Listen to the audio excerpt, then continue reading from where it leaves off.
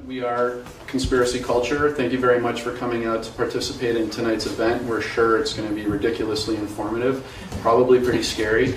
I want to introduce Brian Law, who is responsible for bringing Dr. Colin Rross up to Toronto to do this event. He's just going to make a few announcements in regards to what's going on. You probably see some cameras and some mics, so he'll just explain that.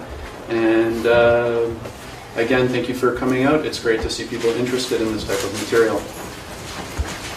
Thank you, Patrick. As you said, my name is Brian Law. I'm a documentary filmmaker and currently working on a documentary about mind control, all the various aspects of it right back to the turn of the century. And so it's my pleasure to bring up Dr. Colin Rross, who's an expert in this field. He's written such books as The CIA Doctors, documenting the human rights abuses by psychiatrists in America and worldwide, military mind control, the Osiris Complex, which is all about dissociative identity disorder, commonly known as multiple personality disorder, and also a book called Satanic Ritual Abuse that was a follow-up to the Osiris Complex. So it's my pleasure to introduce Dr. Colin Rross, and I'll let him tell you everything he knows about mind control, and then it'll be followed up with a questionnaire afterwards. So thank you, and thank you. And sorry, one more thing. Brian wanted, if everybody could just hold off in terms of raising hands or asking questions until the presentation is done, that would be greatly appreciated. So if you think you might forget, because I'm sure there'll be tons of info, maybe just make a little bit of a note, and that'll be greatly appreciated. Give it up for Dr. Colin Rross.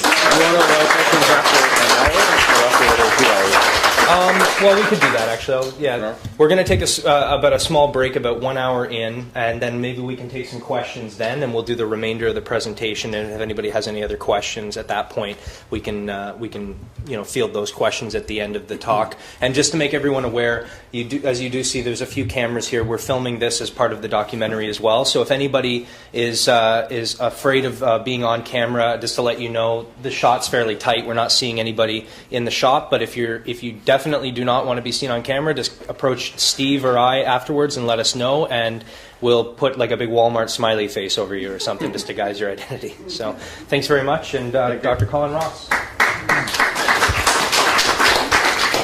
Well, number one, thanks for coming. So your talk's at U of T, huh? Oh, yeah. In Austin? 15 years. No, I teach studies in propaganda. Was it U of T in Austin, Texas? Really? That's the U of T I thought you meant. No, Because here. I live in Dallas. Oh, it's U of Toronto, I see. So I'm a Canadian by birth, and actually born in Sarnia, so not that far away. Migrated over to Winnipeg just before I turned 7. Kind of grew up in Winnipeg. Moved with my family briefly to Sicily when I was 14. Back to Winnipeg, over to England for a few years, and then in 1970 up to the Canadian Arctic, and then in 75 down to Alberta, did pre-med for 2 years, medical school 77 to 81 in Alberta, back to Winnipeg to do psychiatry from 81 to 85, and then 85 to 91, medical school, academic, teaching hospital psychiatrist, and then in 91 I moved to Dallas, where I've been since. Now, the reason for the move was basically better weather, change of pace, and much better work environment for me to do the kind of trauma, dissociative disorders work. Up till the time I left in 1991, I heard about a film called The Ugly American, but I wasn't sure who was in it. And I thought that The Ugly American was actually the Manchurian Candidate film. So I hadn't watched either. My knowledge about spies and so on was really limited to James Bond movies. And nobody ever talked about anything to do with mind control. It wasn't like there was a cover-up, because nobody knew anything about it in order to cover it up. It just didn't exist, not mentioned. And then I moved, it was November 91. Within the first kind of 3 months in Texas, so it's a private hospital with a special unit for people with multiple personality disorder, basically, now renamed dissociative identity disorder. Within the first 3 months, I started hearing, these people have tons and tons and tons and tons of physical abuse, sexual abuse, family violence, chaos, emotional neglect, all kinds of things going on in their childhoods. And so I'd heard lots of that previously, but now I started to hear a new story, which was I was taken to a hospital as a kid, or I was taken onto a military base, and a whole series of odd-seeming things were done to me, involving doctors, often with white lab coats on, scientific equipment around, EEG equipment, being physically spun around, being given different kinds of drugs, some sexual manipulation, abuse, hypnosis, drugs, a whole combination of different psychiatric things done to these people for the purpose of creating additional alter personalities that were supposed to be under the control of the doctors. So, totally from outer space. I'd never heard of this before, and it sounded relatively implausible. So I decided to look into it. And that really began kind of spring '92. And so there's only a small number of books written at that time, about 4, 5, 6. So I read those books. And then I started corresponding with the CIA, and I knew about MK Ultra, which was one of the mind control programs. And I said I wanted to look at the MK Ultra documents that were all declassified in the 70s. And so I was going to a conference in Arlington, Virginia, which is just stone's throw from the Pentagon. And I arranged that I would go and look at these documents, and then you can kind of leaf through them and then ask, I want this one and this one and this one and this one. And for 10 cents a page, they'll send them to you. And there's 15,000 pages. So it's time to hop over to the reading room. So I go downstairs. There's the front taxi in the line at the hotel. Hop in the taxi. The guy's chatting away to me. Turns out he's an ex-Afghanistan police officer who's been in the United States for a while, who takes me through the Pentagon, which seemed to be kind of out of the way. And as we're going there, it's like helicopter lands. He's talking away about being an Afghan police officer, and I'm kind of like, I think I'll just be really cool. And so then we come to the street in Arlington, and it's just a row housing kind of business area. There's no sign or anything. That's the number. This is the street. So I get off. I walk in, and I'm in a room about kind of like half this size. All kinds of military people. There's a phone on the wall that says DIA and CIA only secure phone. And I kind of walk up to the desk, still trying to act like really calm. And say, well, I'm here to review some documents under Freedom of Information Act request. Let's see, Freedom of Information Act request. You can just see the look on the guy's face. So, well, we don't have anything about you. So I pull out my paperwork and a letter from the CIA saying, be here at this time and so on. Just a minute, I'll phone upstairs. Go sit in this room. So I go sit in this little waiting room. There's a bunch of guys in uniform. Finally, a woman comes down in the elevator. Very friendly. Okay, come on up. So we get in the elevator. So like me, about 5 guys in uniform, the CIA woman, we go up. We get off. It's not a real big building, so we go down the corridor. And there's it's almost like a submarine hatch. There's this big Department of Justice seal, and there's a keypad. And we go in there. We go into another room where there's a woman, and she signs me in and looks at my driver's license and verifies. Then I go through another secure door that's got a big Department of Justice seal on it into the reading room. And the reading room is where they wheel in all the documents. Except the reading room, so I've gone into secure space, from there into the second secure space, into the reading room. And the reading room has an open door that is back into the hallway. You go into the elevator, go downstairs. And there's a bunch of black guys doing construction work there all day. So the woman comes in, and there's like 20 perfectly sharpened pencils, those down, pad of yellow paper. In comes the cart with the 149 volumes of MK Ultra documents for me to review. So I spend all day going through these things. Oh, this one doesn't look very interesting. I'll order this one. So I ordered a bunch of them, and then later I said I might as well get all the rest anyway. So I could have saved the entire trip. But in the middle of the day, the woman who was kind of watching me to make sure I didn't steal any of these documents thereby saving 10 cents a page, says to me, and she's like at least 80 years old, maybe 85, totally white hair. We don't hardly say a word to each other all day. And then in the middle of the day, she goes, "What are those documents you're reviewing? Are those classified?" And I go, "No, they were all declassified in the 70s. And she goes, "Well, what do they need me here for then?" I go, "I don't know." The other thing that happened in the middle of the day was she needed to take a break to go down to the washroom, so she gets the two black guys who are the construction workers to watch me for 10 minutes while she goes down, comes back. So I suddenly realized this seems like this is the federal government running this. And I sort of lost a little respect for the incredibly detailed, controlled environment that these people had set up. So that was my introduction to CIA military mind control. And then I got all these documents and didn't read every word on every page, but pretty well scanned all of these 15,000 pages of documents. And then I went to the medical school library, many trips over. So this is kind of 92 to 98, 99. So it was just getting into the computerized medical journals era. But from 1966 back, nothing is online. You got to search all these journals by hand. So you literally drive to the library, park, walk through the parking lot, go upstairs, and you go to whatever, Journal of Nervous and Mental Disease, 1950. So I didn't go back before the Second World War. Pull out 1950, and the 12 issues for the months there. You look at the table of contents, scan through.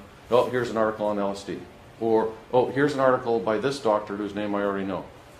Take it over to the photocopy machine, and charge up my card, photocopy a pile of papers, take them back home. So I go 1950, 51, all the way up to 75. So I've got some target journals, and I'm looking for some specific articles. And then in all these journals, I'm looking for either interesting paper title or interesting doctor's name. And then I take all these papers home, and I read them. Then I look in the references at the back of the paper, and I go, oh, this reference, I need this one, I need that one, I need that one. I go back to the library, photocopy those papers, and then I look at the references to those papers and end up with an overfull filing cabinet of basically early 50s to early 70s papers, all published in the public domain, regular medical journals sitting there in the medical school library. So that's kind of my information base.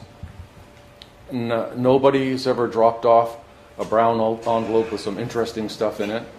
Nothing that I'm going to talk about is based on somebody told me a story that, or somebody believes that.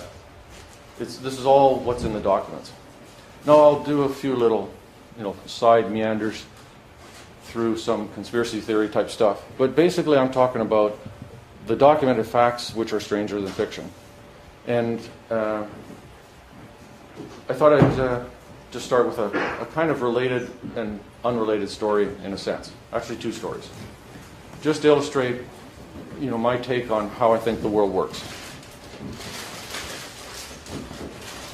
Did they tell you when you're coming in that we have to take a DNA sample and just pop a chip in your arm?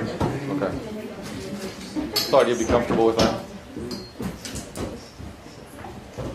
So here's just a random story of a strange coincidence that happened one day. The day was Cinco de Mayo, 5th of May, 1979. Some of you may know this story already. So Jimmy Carter is, they're running up to his competition with Ronald Reagan.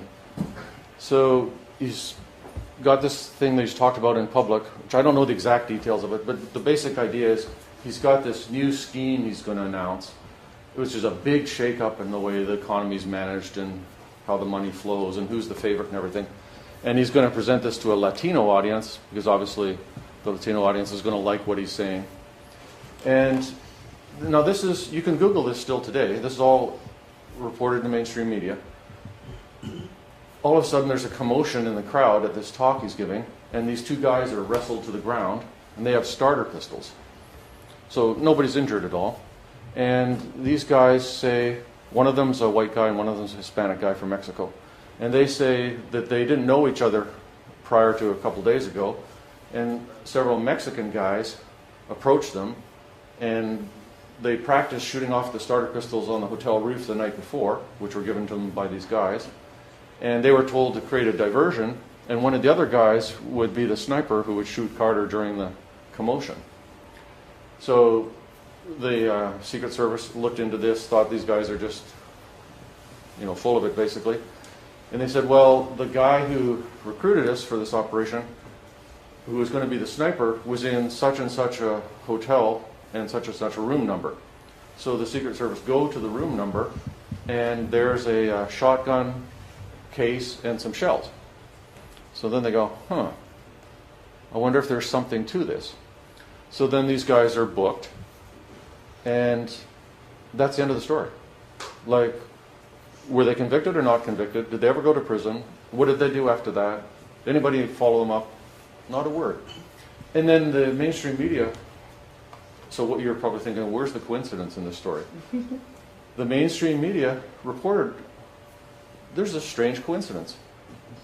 These guys' names were Raymond Lee Harvey and Osvaldo Ortiz. Raymond Shaw being the shooter in the Manchurian Candidate movie. So reported, again, mainstream media, Jimmy Carter went back to Andrews Air Force Base, canceled the whole financial plan, never heard anything about that again, went back to Andrews Air Force Base and said to somebody who was there, I've lost control of the government. And so this is not like covered up, this is in the mainstream media. But the way it's covered up is, what a funny coincidence. What are the odds that Raymond Lee Harvey and Osvaldo Ortiz are going to meet each other and be involved in this plot? It's so patently ridiculous that obviously that's not what is actually going on. But the effort to cover it up is just kind of saying that's a funny coincidence, reporting it in the mainstream media. Everybody kind of goes, well, that's good, what's on TV tonight? And it just kind of passes by. And that's kind of the way the cover-up of all this mind control experimentation worked. It's not that it didn't happen, it was published in all these mainstream journals. And at the bottom of the papers, it often says, funded by Department of the Army, funded by U.S. Office of Naval Research, funded by Air Force Office of Scientific Research. It never says funded by the Central Intelligence Agency. But we know that just from reading the journals that it's military funded at a minimum. And what is done to people is described right in these papers that are on the shelf at the medical school. And the way to cover it up is just kind of go, whatever. I'm too busy to think about it. I'm just talking about the declassified stuff that I actually have in the documents. Of course, there's layers and layers and layers and layers and layers that are totally classified, totally covered up, that nobody knows anything about. So the second story is how the financial system is managed, which again, some of you may know the story, some of you may know the details, some not. So, by the way, it's very clear that Jimmy Carter got the message even if the general public didn't get the message. So September, October 2008, the economy is just about to go crash, and one of the largest financial institutions in the United States, Washington Mutual, is in danger of collapsing. And this is actually standard government practice, apparently.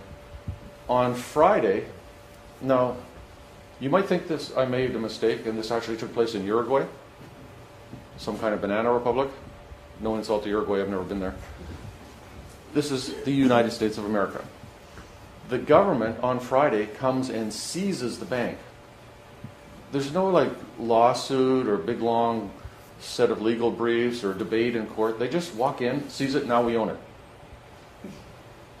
So I know that happens in South America. The government comes and seizes the banana company or the orange juice factory. Apparently it also happens in the United States. So this is good because we can't afford to let this bank collapse because the effect on the economy will just be catastrophic. So we, the people, through our agents, who are not telling us what they're doing, seize the bank. And this is in the same time frame as we're just gearing up for an $800 billion bailout. And we already have, at the start of the Obama administration, the deficit was 12 trillion, now it's 16 trillion. So we're kind of running in the red there. And we're going to have to bail people out 800 billion worth. But this is good because now we own this bank. This is our property, we the people, because we've seized it, which doesn't make us highway robbers, just makes us citizens.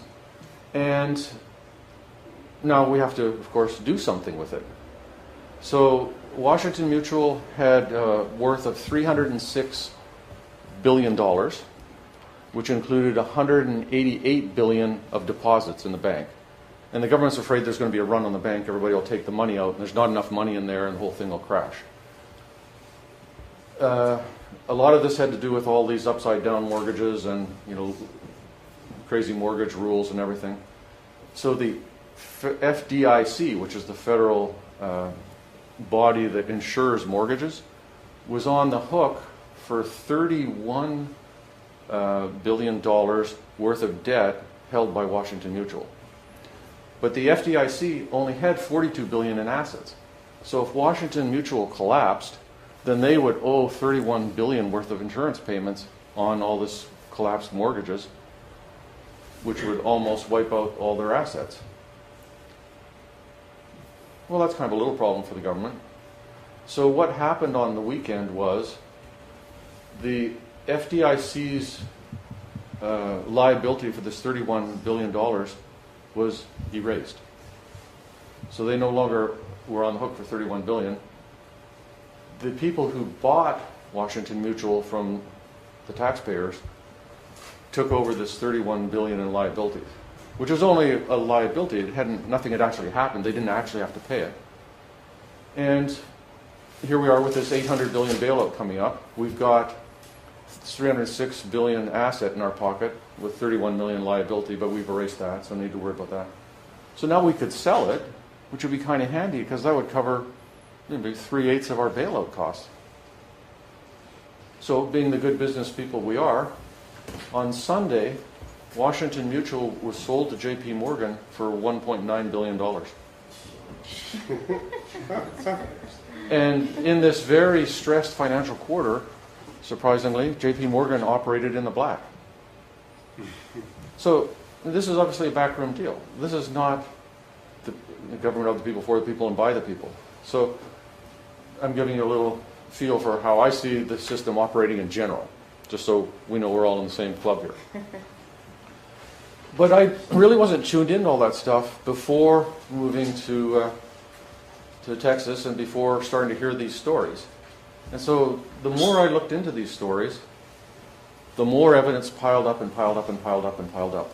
And I'd had kind of, as a psychiatrist, 2 rounds before this of hearing ridiculous, incredible stories. Stories like I was sexually abused by my dad when I was a girl. The reason I knew these were ridiculous stories is because my professors told me. Because in the comprehensive textbook of psychiatry, which was my main textbook, 81 to 85 when I was in my psychiatry training, it's almost 3,500 pages long. Way at the back, there's a little small section about incest, with one paragraph talking about how common incest is, with one reference to a 1955 study saying it's 1 family out of 1 million in North America. It's actually more than 1 out of 100. These were the official medical facts. And the official position of the profession of psychiatry throughout the 20th century was Freudian Oedipal fantasies. Never happened. So there you have a cover-up, which isn't really a sort of a government conspiracy cover-up. And I don't think psychiatrists are getting together and hatching a plan for how they were going to cover it up. They're just kind of stumbling and bumbling through life somehow. This guild, whose one of their guild functions was to say all this child sexual abuse wasn't going on. But I would say technically it probably wasn't a conscious conspiracy. And then in the late 80s, people started publishing papers where here's a group of people with this diagnosis, or here's a group of people with this diagnosis. And incredibly, 50 or 60% of them claim they're sexually abused as children. So my personal experience and the collective experience of psychiatry was, we had all these false memories of childhood sexual abuse, and we knew it was all hysteria. And then we found out there's actually a rampant epidemic of childhood sexual abuse, and probably 99% of these stories are true. So that was, we officially said it didn't happen when actually it did. And then in the late 80s and into the early 90s, One of my books is called Satanic Ritual Abuse, Principles of Treatment, published by a very fringe publisher called the University of Toronto Press. And the whole purpose of the book is, okay, there's these people describing growing up in these satanic cults with all this child sacrifice and stuff. No evidence that it's real, but you don't know for a fact it's not real. And everybody's having a big debate about is it real, not real. But what are you going to do right now with this person sitting in front of you in therapy? So it's about the strategies and the techniques, where it's the same strategies, same techniques, same interventions, same treatment goals, whether you assume that the memories are mostly real or whether you assume they're mostly not real. So it's a way to get around the whole real, not real controversy. And it's really about clinical work and therapy, not about broad social issues. But the basic sequence of events is we have all this fantasies of sexual abuse that we know are just fantasies. It turns out they're real. Now we have these allegations of all the satanic ritual abuse. It could be the same pattern again.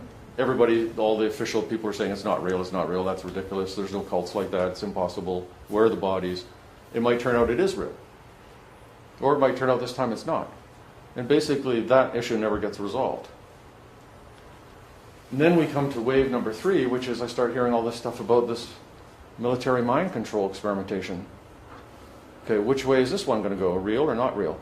And it turns out, the more I get into it, in the satanic ritual abuse, you never can actually get to documents and facts. It's just kind of like you're in the fog trying to find some documentation, because it's always something that happened 30 years ago. You can't go ask the dad, because he's either dead or isn't going to tell you. You don't have any investigative resources. You're a clinician. You got to try to figure out how to help this person be less suicidal.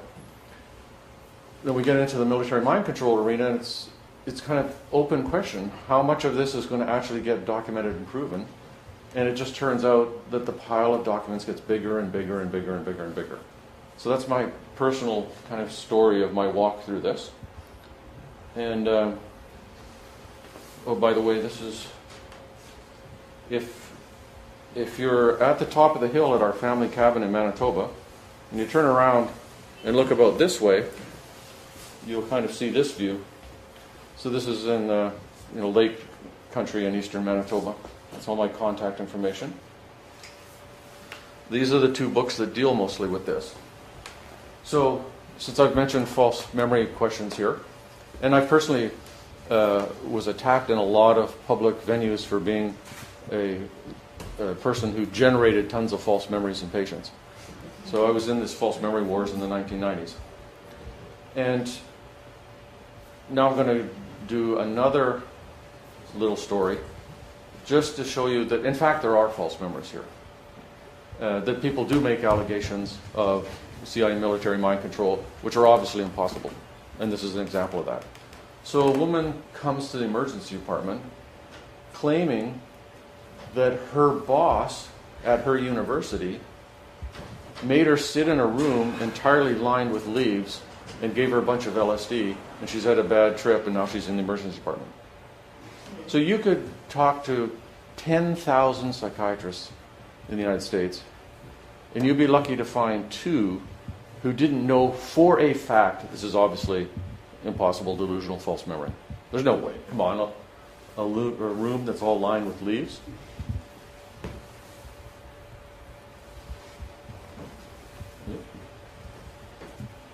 There we are. Okay, so this is the Ames Leaf Room. Called the Ames Leaf Room because it was designed by Dr. Ames on contract to the Office of Naval Research. And it's basically a box that's got leaves glued to all the walls, and it's open at this end. You can look into it. So the Ames Leaf Room, in fact, exists. And this is Amadeo Marazzi, who was a bigwig in chemical warfare for the Army and was also a mind control contractor. This is a paper in the journal Schizophrenia. It says at the bottom of the first page of the article that supported by the Air Force. That's Air Force Office of Scientific Research. That's what that stands for. And this is a picture of his experiment at the University of Minnesota, where the subject is sitting in the Ames Leaf Room. And he's got two knobs that he can move to adjust that white bar that's at the far end of the room. And he's got it adjusted so it appears to be perfectly horizontal to him. While he's in the Ames Leaf room, he's wearing these goggles that have special lenses called anisoconic lenses that distort all the angles so that nothing seems to meet up properly. It's all out of perspective, doesn't make any sense. And he's high on LSD, funded by the Air Force. So as a result of this experimentation, Dr. Marazzi was able to determine that if you sit in a leaf room wearing lenses and you're high on LSD, you can't see straight. That's a pretty high-level science. Mary Ray, his research assistant at the University of Minnesota, whose medical record of her visit to the emergency department I have in my possession, testified at U.S. Senate committee hearings in the 70s telling this whole story, which is absolutely objective, absolutely real, absolutely happened. Point being, a lot of the, it's just like when you go on the internet and look at conspiracy stuff. There's some solid stuff, and then there's not so solid, and then you can't rely on the reliability of some of the information. When something appears to be completely ridiculous, stupid, impossible, crazy, too far over the top, it could actually be real. So my attitude is not to dismiss anything out of hand or know for a fact that it isn't real, which I learned from looking into things here. So this is a quote from this Amadeo Marazzi guy's paper. Army Chemical Corps, where he worked, which is a site of tons of LSD experimentation, many different drugs tested on prisoners. The Army Chemical Corps next provided the opportunity for exploration of the nervous system with more powerful substances, both in the laboratories and in the field, and for the realization of a strong desire to reversibly reproduce and control derangements at the highest integrative levels, including the mind.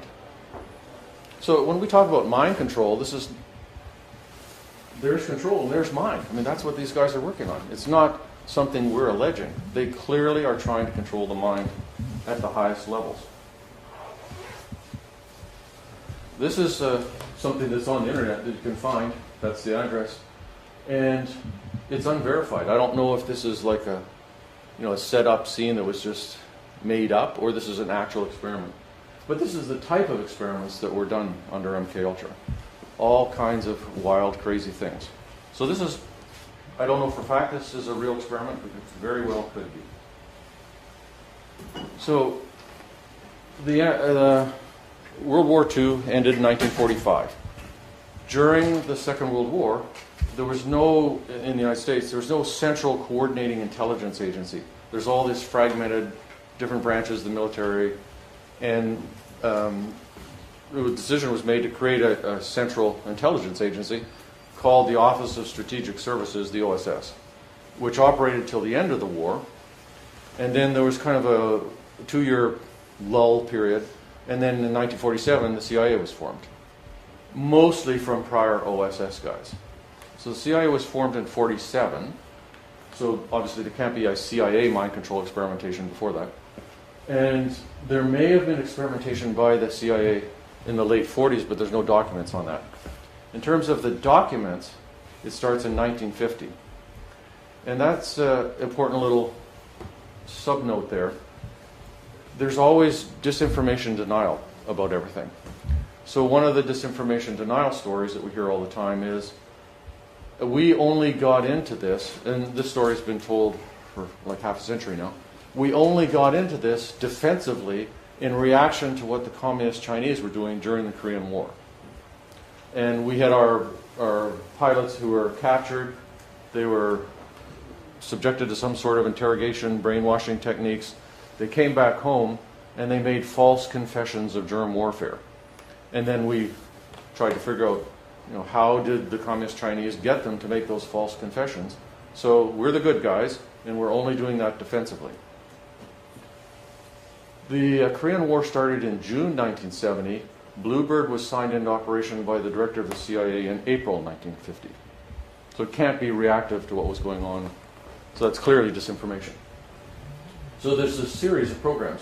They're all declassified, and you can order the documents now on CD-ROM for $35 instead of 10 cents a page times 15,000. So Bluebird actually started probably in 50, but ran to about 53. Some of these years are a little bit fuzzy. It could be 54.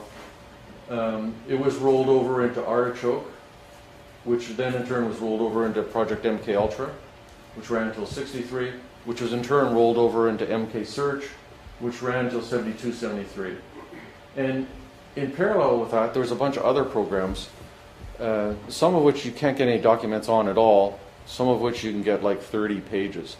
So there's Project Often, Project Derby Hat, Project Third Chance, MK Naomi, and Project Stargate. MK Naomi apparently was named after the secretary of one of the senior CI guys involved in the program. MK designates a certain division of the CIA that was running the program. That's what MKL stands for. Why Ultra? Don't know. There was a deciphering, decoding Ultra program in the Pacific in the Second World War. It just seems to be kind of like random cover names.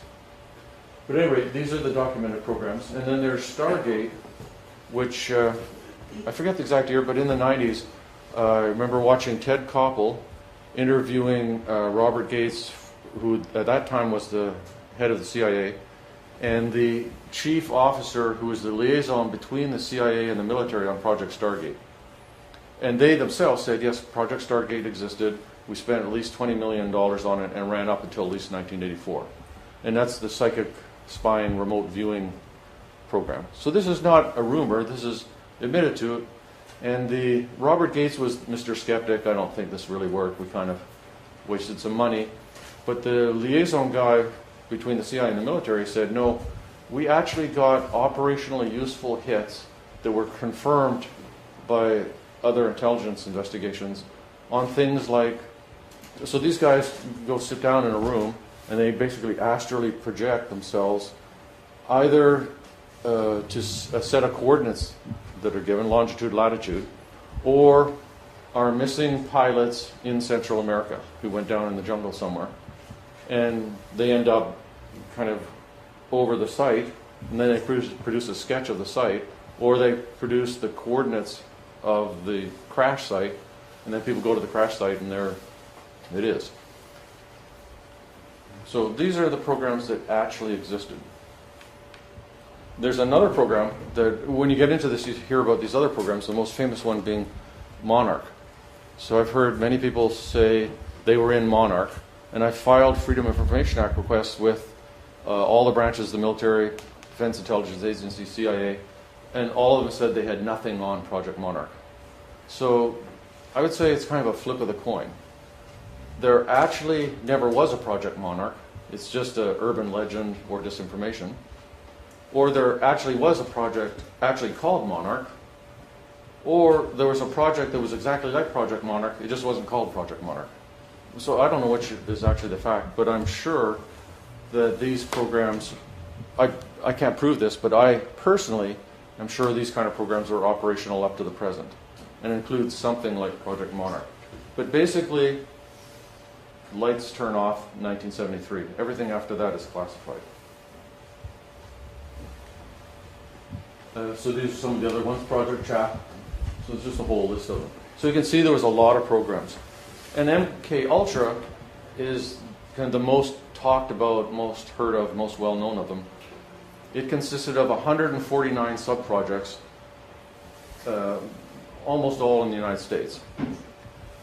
When you look at some of the other documents, like Project Often is actually a lot more sinister, a lot more unethical, and a lot more harmful to the participants than MK Ultra.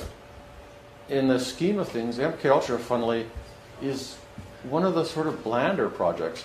It's not bland, but compared to what went on in Project Often, it's really not the most sinister one. And MK Ultra is a specific program that ran for a specific period of time. But it's also used as kind of an informal umbrella term for all the mind control programs. So you have to kind of watch out. Somebody will tell me, I was involved in MK Ultra as a victim, experimental subject, in 1984. So I don't go, well, that's impossible because MK Ultra stopped then. I'll explain that MK Ultra is used loosely as an umbrella term, but technically speaking, it couldn't have been an MK Ultra because it stopped, in the early 60s. So it's important to be aware of that. And so another question about this is, who are these mad scientists in a basement somewhere doing this outside normal regulatory oversight kind of channels? Well, they were people at obscure institutions like Cornell, McGill, MIT, Johns Hopkins, Columbia, Princeton, Stanford. So these experiments at top secret clearance level were done at basically all the major teaching institutions in the United States. And the contractors cleared at top secret included leading figures in psychiatry and psychology, past presidents of major professional organizations, editors of leading psychiatry journals. It's kind of a who's who of psychiatry. It's not some, rogue psychiatrist in a basement somewhere that nobody knew about.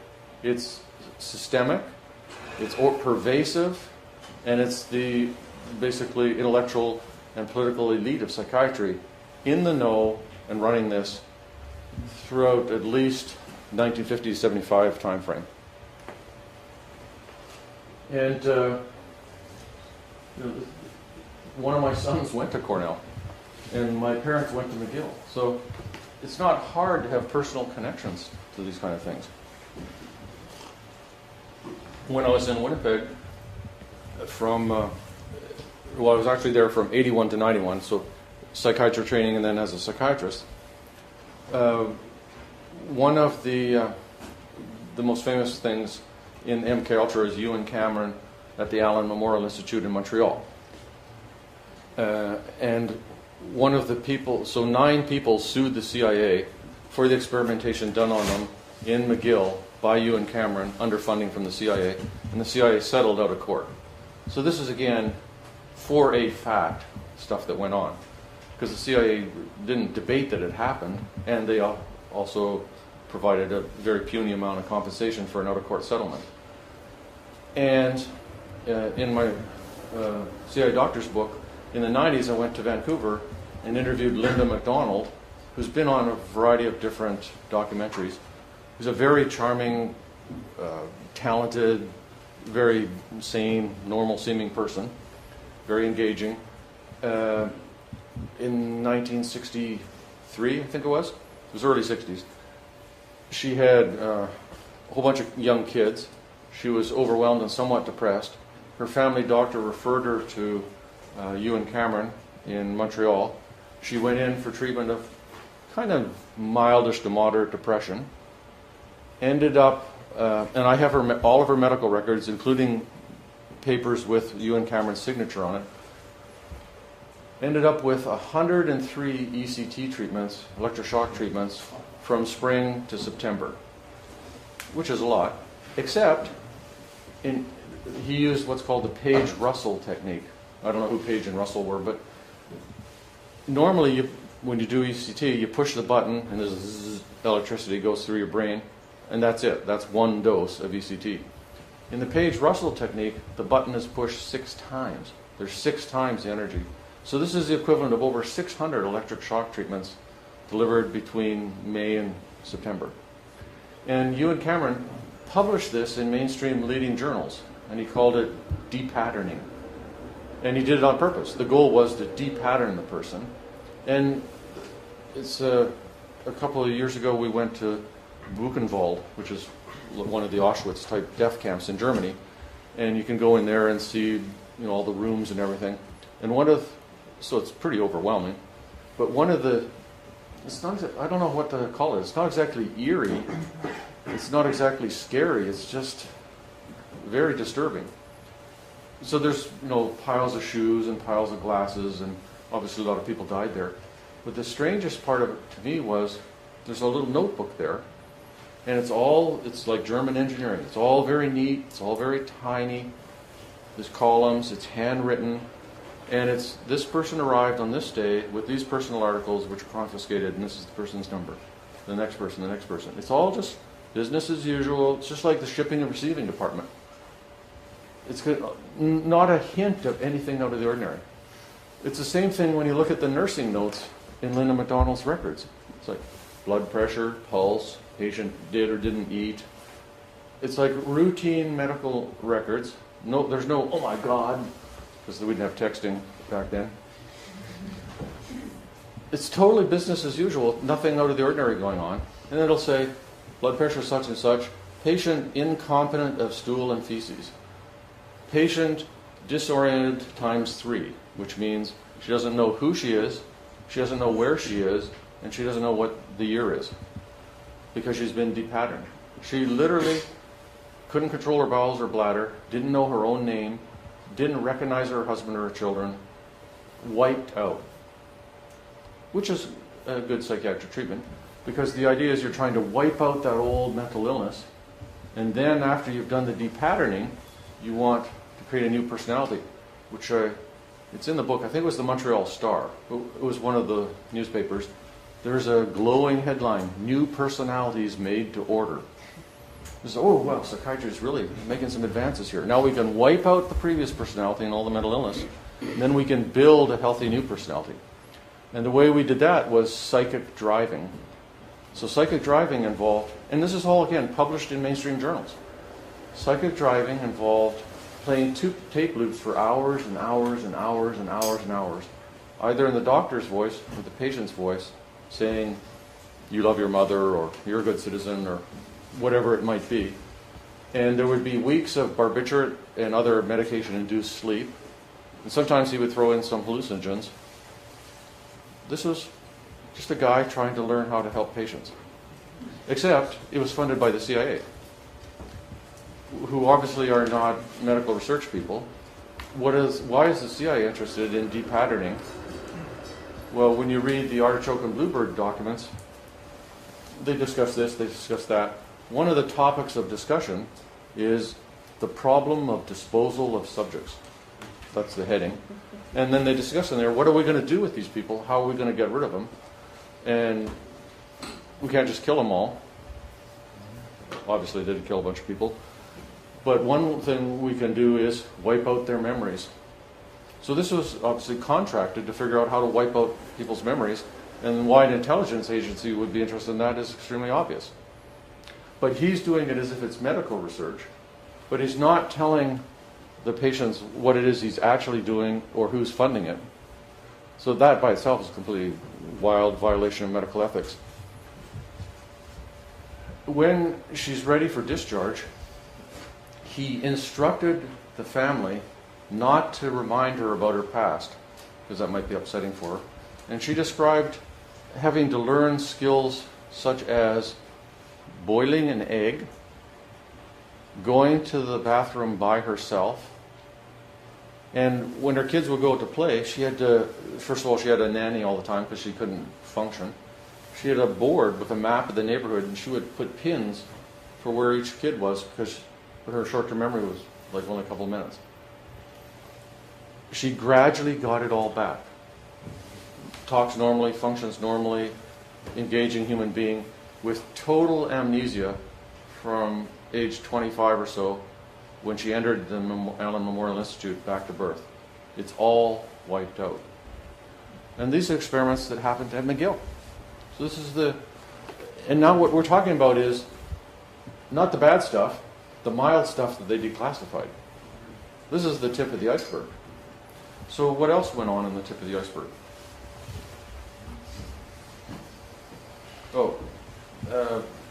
Before I get into more examples, so there's all these universities.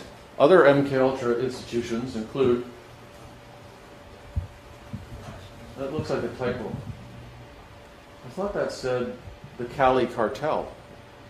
It's actually Eli Lilly. Sorry, I made a mistake there. So who do you think were the first major manufacturers and distributors of LSD in North America? Hippies, beatniks. No, it wasn't any hippies yet. Beatniks. But the CIA doesn't itself personally manufacture LSD. They would have to contract to somebody. Sandoz. They gave it to their own guys. Sandoz Pharmaceuticals. The story of LSD, real quick. You're correct, not 100% correct. Let me tell you the story. So, and this is all in documents that I've read. the CIA guys always refer to the Russians as the Soviet. So that was the phraseology, the Soviet this and the Soviet that. So they're concerned that the Soviet might buy up the entire world supply of LSD, which is manufactured by Sandoz Pharmaceuticals, based in Switzerland, because Albert Hoffman accidentally discovered LSD and went on the first LSD trip in the early 40s because he was researching the sort of fungus that's it's kind of like you take the opium poppy and you turn it into heroin. You take this fungus and you turn it into LSD. It's kind of a series of steps. So Sandoz was the supplier of LSD. Hence the song by Eric Burdon in the 60s, A Girl Named Sandoz. That was a pop song. So the CIA was concerned that the Soviet was going to buy up the entire world supply of LSD from Sandoz Pharmaceuticals, which they wanted for their own mind control experimentation and interrogation. So they contracted with Eli Lilly Company in 1953 and 1954 for $400,000, which is a lot of money back then, to manufacture and supply a secure quantity of LSD to them. So the first manufacturers and distributors of LSD in North America was Eli Lilly Company. Funnily enough, LSD works on the serotonin system in the brain. The first selective serotonin reuptake inhibitor antidepressant, which works on the serotonin system, was Prozac, manufactured by Eli Lilly Company. So how they developed their expertise in brain serotonin physiology was by being the first manufacturers of LSD. Totally outrageous fact. National Institute of Health and National Institute of Mental Health. Both top secret cleared contractors. The Office of Naval Research. So a lot of this money is kind of shunted around. So the CIA will give money to the Navy, and then the Navy will do something, and then the Navy will do something else, and it comes back to the CIA. It flows around the system. Public Health Service, Bureau of Narcotics, which is the precursor of the DEA. Holy mackerel, what a coincidence.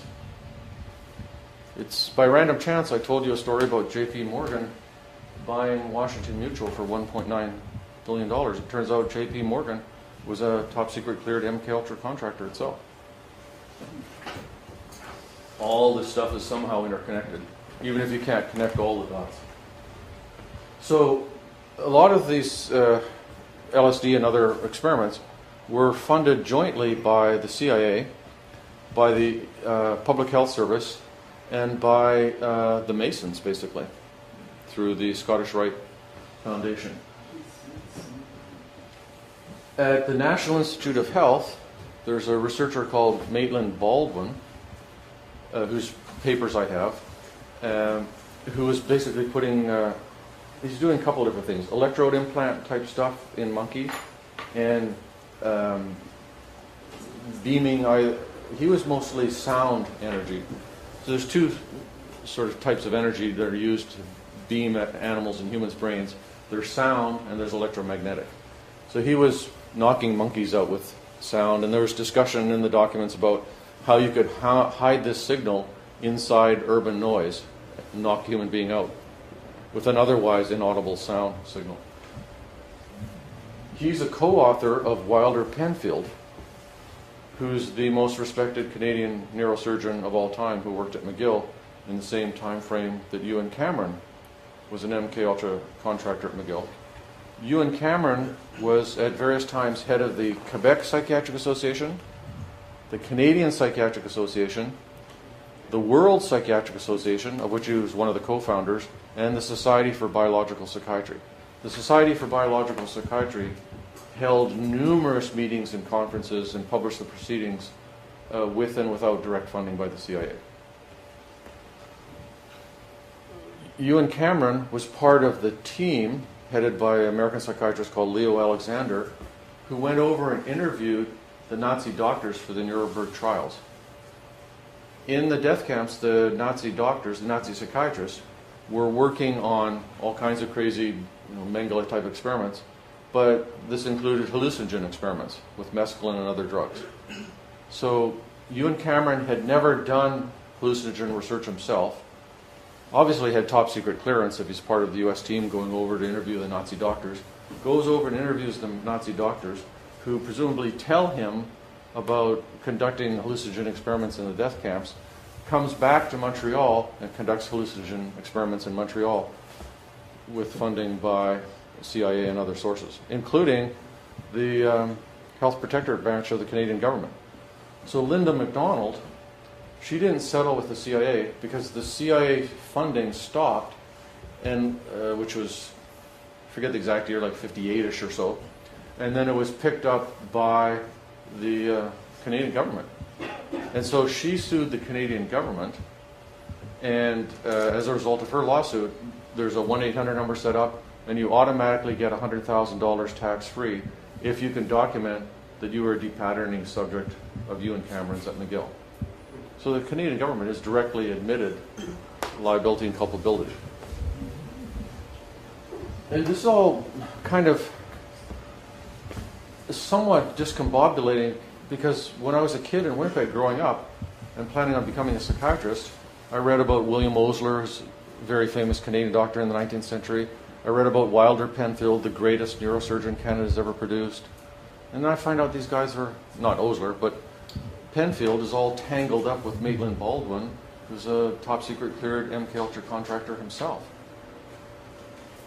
And Maitland, at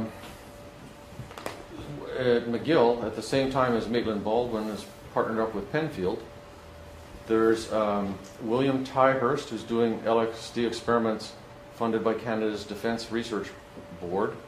And there's Donald Hebb, who's probably the most famous Canadian psychologist ever, also funded by the Canadian military. So there's a lot of people being funded, not just Ewan Cameron. He wasn't just an isolated guy. But the story is always, oh, the one isolated guy who kind of went off the deep end a little bit. Ionia State Hospital.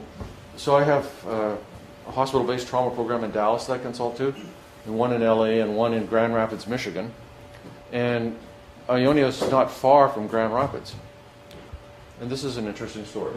So this is an MK Ultra project at Ionia State Hospital, and this is, again, a published paper, plus I have the MK Ultra files. This is incarcerated sex offenders are the experimental subjects here.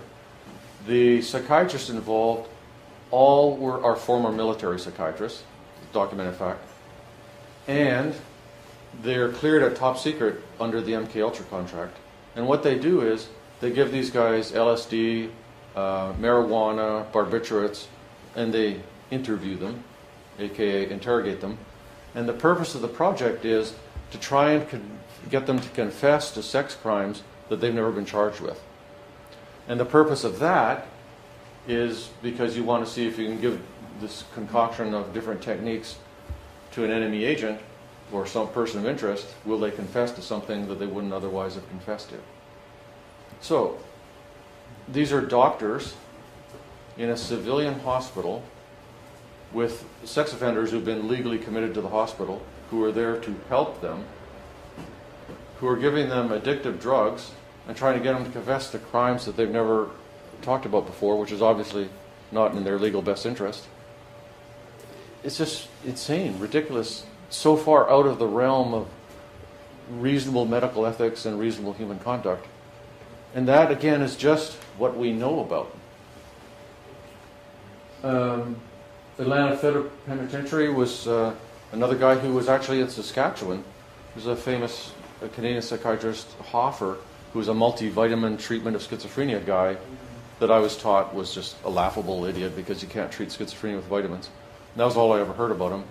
But he was a partner of Humphrey Osmond, who then moved to the United States and partnered with a guy, Carl Pfeiffer, who did experiments at the New Jersey Reformatory in Bordentown and in Atlanta Federal Penitentiaries.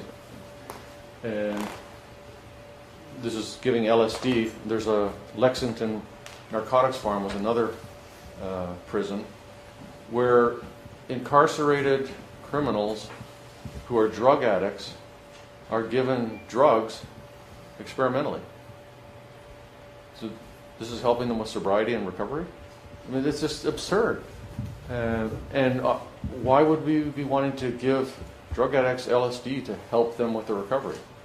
There's actually, amazingly enough, a whole literature, and this is papers and books, often funded directly by the CIA, where the psychiatrists are talking about using LSD as a therapy. There was a large literature on this. They thought they could cure alcoholism, cure all kinds of neurotic conflicts, depression, whatever it might be.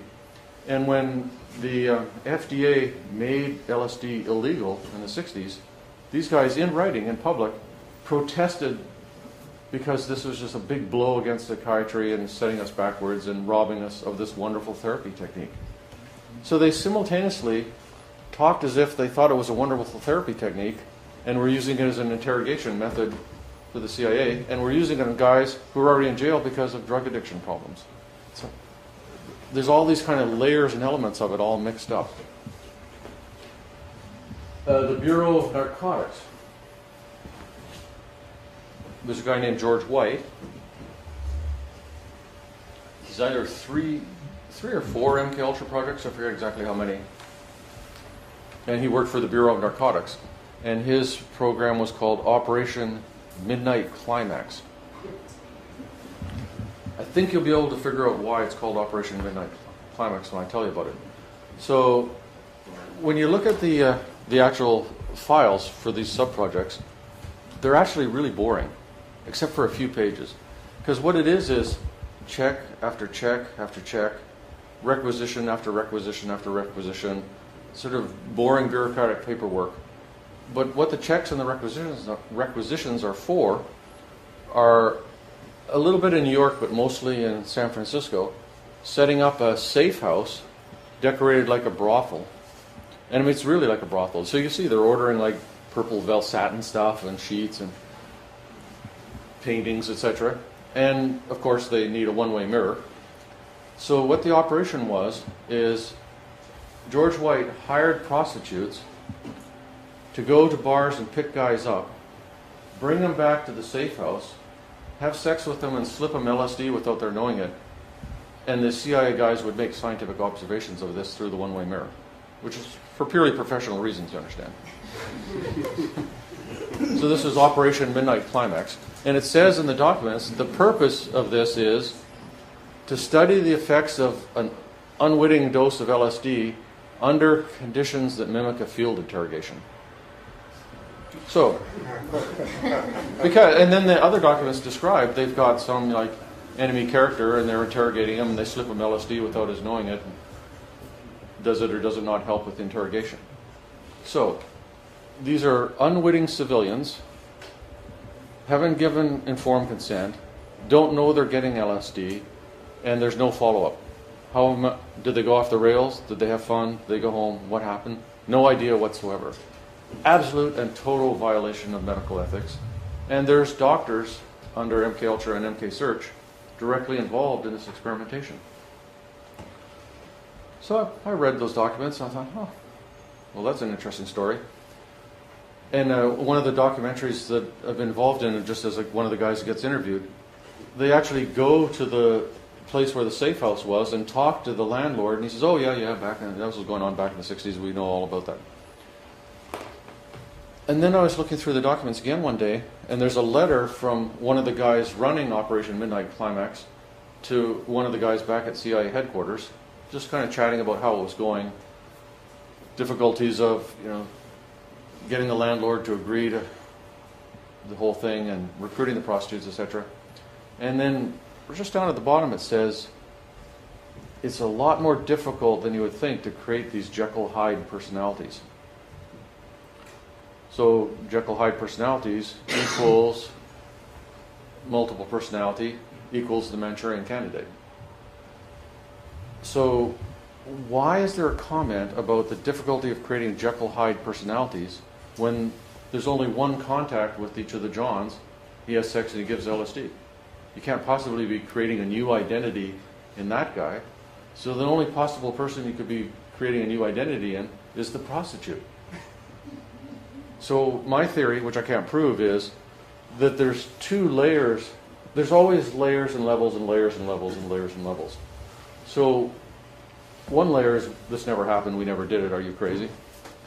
The next layer is, we were just testing LSD here, which is probably part of the purpose of it, but I think that the underlying purpose was, these are Manchurian candidate prostitutes who were being run through simulations to see whether they could turn a trick and attempt to extract information from the guy, and maybe LSD would help with that.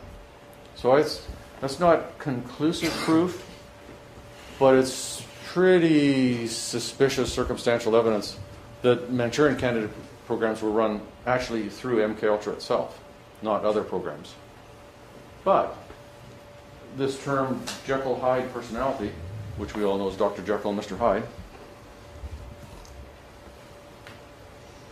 is used repeatedly by G.H. Estabrooks, who is not himself actually an MKUltra contractor. I have his document, all kinds of documents that I got from his archives at Colgate University in upstate New York. He was actually Canadian by birth, but spent his career in the United States. And he, at various times, did seminars on military uses of hypnosis and creating the super spy on a variety of different military bases. He had lead, like second, third in command at the FBI guys come to Colgate, and military psychiatrists come to Colgate to attend conferences on military uses of hypnosis, creating the super spy. And by the super spy, he meant the Manchurian candidate. And I have the actual photocopies of the correspondence back and forth between him and J. Edgar Hoover, spanning the 30s into the 60s. And in the artichoke documents, his name is whited out, but he describes in great detail, he's basically pitching creating Manchurian candidates to the CIA. And you can tell from the details of the vocabulary and the examples. And when you look at where his name is whited out, you can count down from the line above and see how many letters there are. It's exactly the right number of letters to be his name. And in 1943, in his textbook Hypnotism, and as late as 1971 in an article in a magazine called Science Digest, he describes creating Manchurian candidates, which is artificial multiple personality, just like the Bourne identity, during the Second World War for operational use on contract to the Army. And I have a copy of his contract with the Department of the Army from the Second World War. I have him corresponding with, publishing with, and inviting to his conferences documented top secret cleared MKUltra contractors who are hypnosis experts and directly involved in Manchurian candidate type experiments.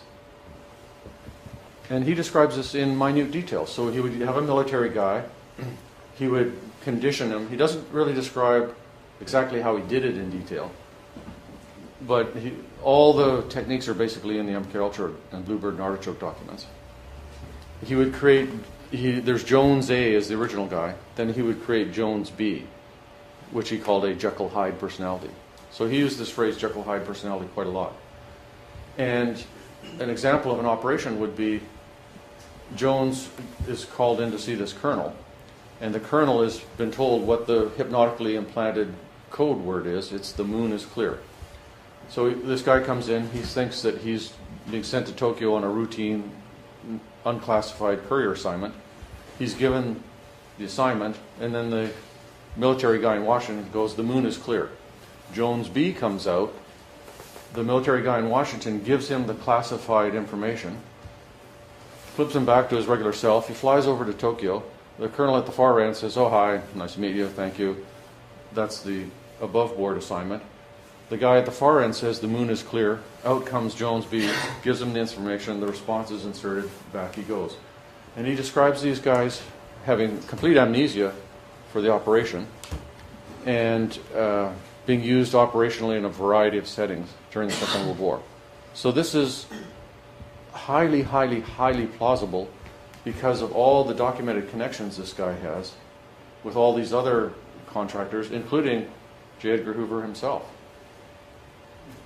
Just a kind of random aside here. I also have from a JFK researcher that I met some years back, he sent me a copy of a 1960 memo from J. Edgar Hoover to the head of naval intelligence. J. Edgar Hoover was 1960. 1960 is 3 years before 1963, just in case you don't have the arithmetic right. In 1960, J. Edgar Hoover himself personally is asking the head of naval intelligence to investigate Marguerite Oswald concern that somebody is doubling as their son in Europe. 3 years before the Kennedy assassination. Seems a little suspicious somehow. So all this stuff that's kind of contained in this universe of mind control, there's all these connections with all these major life events, including all the major assassinations, etc., etc., etc. And some of them are documented and some are just kind of query that. An example of another interesting coincidence is, I know a guy named Hank Albarelli. Do you guys have his book here? A Terrible Mistake? It's about the death of Frank Olson. Yes. Okay, so he's a very thorough researcher and scholar with lots of contacts inside the intelligence community that he speaks to. And so this book is, Frank Olson was working at Fort Detrick, which is basically chemical warfare center of the Army, where Amadeo Marazzi worked, who was the Ames Leaf Room guy. And he was directly involved in LSD and other experiments. And it's this thick a book to tell the story, so I'm giving you the one paragraph summary. It looks like he was just about on the edge of becoming a whistleblower. And so he went to a party attended by Sidney Gottlieb, who was the head of MK Ultra, who ran MK Ultra, at a retreat not far from Washington, where he was slipped a dose of LSD and some Cointreau liqueur, went on a bad trip, came home, was all bent out of shape, was taken to see this guy Lashbrook, who was... So if somebody's having mental health problems, you probably would want to take him to an allergist in Washington, right? So he's taken to Lashbrook, who's an allergist in Washington, who just happens to be a CIA contractor and LSD expert on the side. And they try and kind of help him out, and then he jumps out the window of the Statler Hotel from the 10th to 12th floor, dies. But actually, it's entirely a cover story. It's almost virtually for certain he was pushed. And this is a way to discredit the whistleblower because he suddenly developed this mental illness for no reason. And then he committed suicide. What a tragedy and loss. It was until the Carter administration that 1975, there's a Rockefeller Commission report that I have. It's a very small book. And in there's a description of a guy who was an Army chemist who committed suicide by jumping out of a window. And this is somehow tied into LSD research. Frank Olson's family read this, said, wait a minute, that's our dad. We didn't know this is tied into LSD experimentation. They got on the government, and Carter personally met with them, gave them like $750,000 settlement. But the guy who probably ran the operation for organizing, besides Lashbrook and Sidney Gottlieb, head of MK Ultra, another guy who was involved in the New York Operation Midnight Climax safe house was George White, who himself is involved in this whole story of the Frank Olson death. And it looks like the guy who pushed him out the window, there's two guys, but the main guy was Pierre Lafitte, who was sort of a undercover intelligence asset, thug, drug guy, maybe French Connection style guy. Pierre Lafitte previously worked at the Riley Coffee Company in New Orleans. One of his aliases was the last name of Hidell. He had a whole list of aliases, but in the book, Hank Albarelli lists a bunch of these aliases, one of which was, I forget the first name, but the last name was Hidell. And he worked at the Riley Coffee Company in New Orleans. The death of Frank Olson was in the 50s. The death of Lee Harvey Oswald was in the 60s. Lee Harvey Oswald worked at the Riley Coffee Company in New Orleans, and his identification, which you can see online, includes the identification for Alec Hidell. So the guy who supposedly, the patsy basically, who supposedly shot Kennedy, had an alias of Hedel, worked at the same coffee company as Pierre Lafitte, who killed Frank Olson, who also had an alias with the last name Hedel. It's funny all these coincidences that happen, huh? And there's just no possibility that this is coincidences. We're going to take a break here in a few minutes, sir. Okay, so these are some of the MK Ultra contractors. Martin Orne and Louis Jolyon West were directly connected with the Jekyll Hyde super spy manufacturer GHS Stavros. Published with them, went to his conferences, communicated with them. And their MK Ultra documents describe them doing work on hypnosis, dissociation, creating altered states of consciousness, and so on.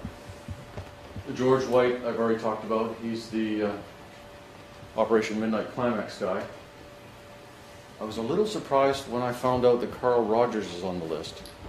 Since I'm a psychiatrist, I've heard of Carl Rogers because he's a psychologist. He's one of the probably top 5 psychologists in the 20th century. And his therapy method that he developed is called client-centered psychotherapy. And he's a humanistic psychologist. So he's like the, I hear you saying that you're angry at your mother. How does it feel to be angry at your mother? I mean, he's like Mr. Touchy-feely, nice guy, therapist, humanitarian, etc., etc.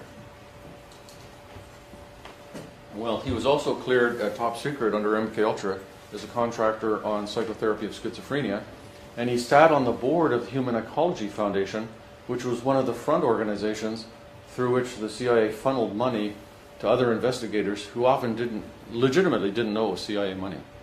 So not only was he cleared at top secret as a mind control contractor himself personally, he was high up in the administrative hierarchy of overseeing the cutout organizations. The front organizations are called cutouts. And yet he's like Mr. Nice Guy Humanitarian. This is kind of knocks you back a little in your perception of your colleagues. One of the things I heard is these stories about kids being experimented on to be turned into Manchurian candidates. There's actually 4 MK Ultra sub-projects on children documented. None of them are particularly sinister, sort of, kind of. They're obviously not Manchurian candidate projects in and of themselves. So this is sub-project 103 in 1959, and there's still a website that's active for this, the Children's International Summer Village, and that's a photograph of a bunch of the kids. So what it is the investigator got money through Human Ecology or one of the other front organizations. I think it was Human Ecology, and apparently legitimately didn't know it was CIA money. And what he was doing at the summer camp was all these kids are brought there. Doesn't really exactly say how they're funded, but anyway, somehow they have enough money to bring all these kids from all these different countries to be at a summer camp. And the academic was studying how kids communicate when they don't share a common language. That was the project. So why would the CIA care about that? Well, they don't. The purpose of the project is described in the documents. The purpose of the project is to establish a relationship with young foreign nationals who may be of future interest to the agency. They're creating recruiting future double agents while they're children. And the academic exercise is just totally cover story. It has nothing to do with anything. So the experiments, in fact, did include experiments on children. So project 103, it is felt that this project will serve to support the vital need for cover. In addition, will assist in the identification of promising young foreign nationals and U.S. nationals. And that's directly a quote from the documents. So project 84, it's contemplated that Dr. Orne will be made witting of sponsorship on or about 1st September 1960. And for some reason, they never go September 1st, 1960. They're always going 1 September 1960. That's the way they write it, all the way through all these documents. And his subject is basic research on the nature of special states of consciousness which to date is focused on particular aspects of the trance state. Now, I actually met this guy. Time's ticking here. I will stop in a slide or two for a break. Because he was on the DSM, is the Diagnostic and Statistical Manual, which is the official diagnostic manual of the American Psychiatric Association, and it goes through different editions. So DSM-4, the 4th edition, came out in 1994. DSM-5 is coming out next May. And in the manual, there's all these sections. So there's a section for depression, schizophrenia, drug abuse, eating disorders. And I was on the committee for the dissociative disorders section, which includes multiple personality disorder. And so was Martin Orrin. So I actually sat on a committee with him, and he is the editor of, or was the editor, he died in the late 90s, of the International Journal of Clinical and Experimental Hypnosis, which is one of the 2 leading hypnosis journals.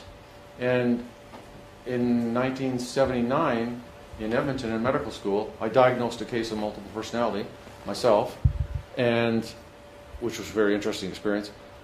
And then I wrote it up, and it was actually published in 1984 in a special issue of the International Journal of Clinical and Experimental Hypnosis, edited by Martin Orrin.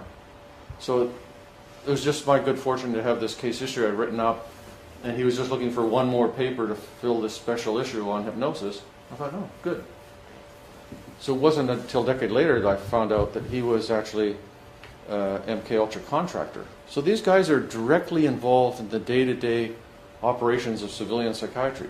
And some psychiatrists have no idea what the backstory is, and some are totally filled in. Another sort of twist in the story is in Toronto in the 80s, I was at a conference and met Chris Sizemore, who is the real Eve of the Three Faces of Eve, which was a book and a movie in the mid to late 50s. The book sold 2 million copies, and Joanne Woodward won an Oscar for portraying Chris Sizemore, Eve, in the movie The Three Faces of Eve.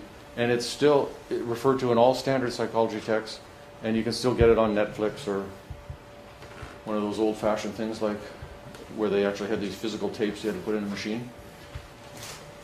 So it's really the most famous case history and the most financially successful case history by psychiatrists ever in the history of the human race.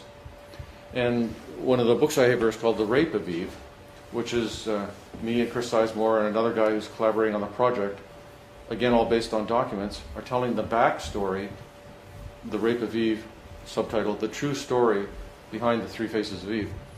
So the authors of the book, Thigpen and Cleckley, psychiatrists, in 1953, it was really Thigpen doing it, Cleckley was kind of in the background, had Chris Sizemore in his office without any involvement, so he's her psychiatrist, treating her for multiple personality, has her sign a contract without outside counsel, without family involvement, with no lawyer present, signing over all of her lifetime story rights to him and his partner, for which he paid her $3, $1 for each of her 3 alter personalities, all of whom signed the contract, a copy of which is in the appendix to the book.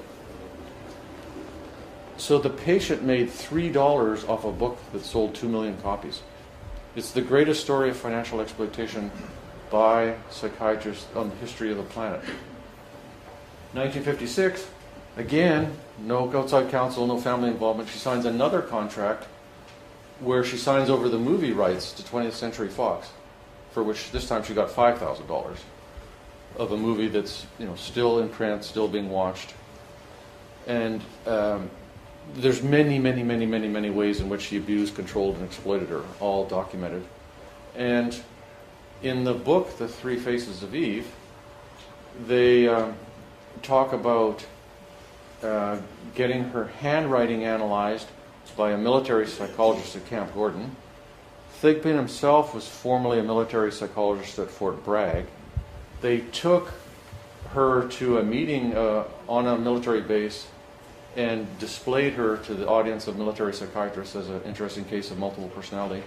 And in the book they have a kind of a psychological analysis procedure done to look at whether her alter personalities are distinctly different or not. And the guy who is the consultant on that, Charles Osgood, is himself a top secret cleared MK Ultra contractor. And they published a paper in the journal edited by Martin Orne, who is a top secret MK Ultra contractor. So it looks to me like not only is this the worst case of medical malpractice in terms of financial exploitation ever, but these guys are also plugged into this network of mind control doctors. Why don't we take just kind of a short break? I'll carry on, then we'll be able to get into some questions, discussion too. Find your seats.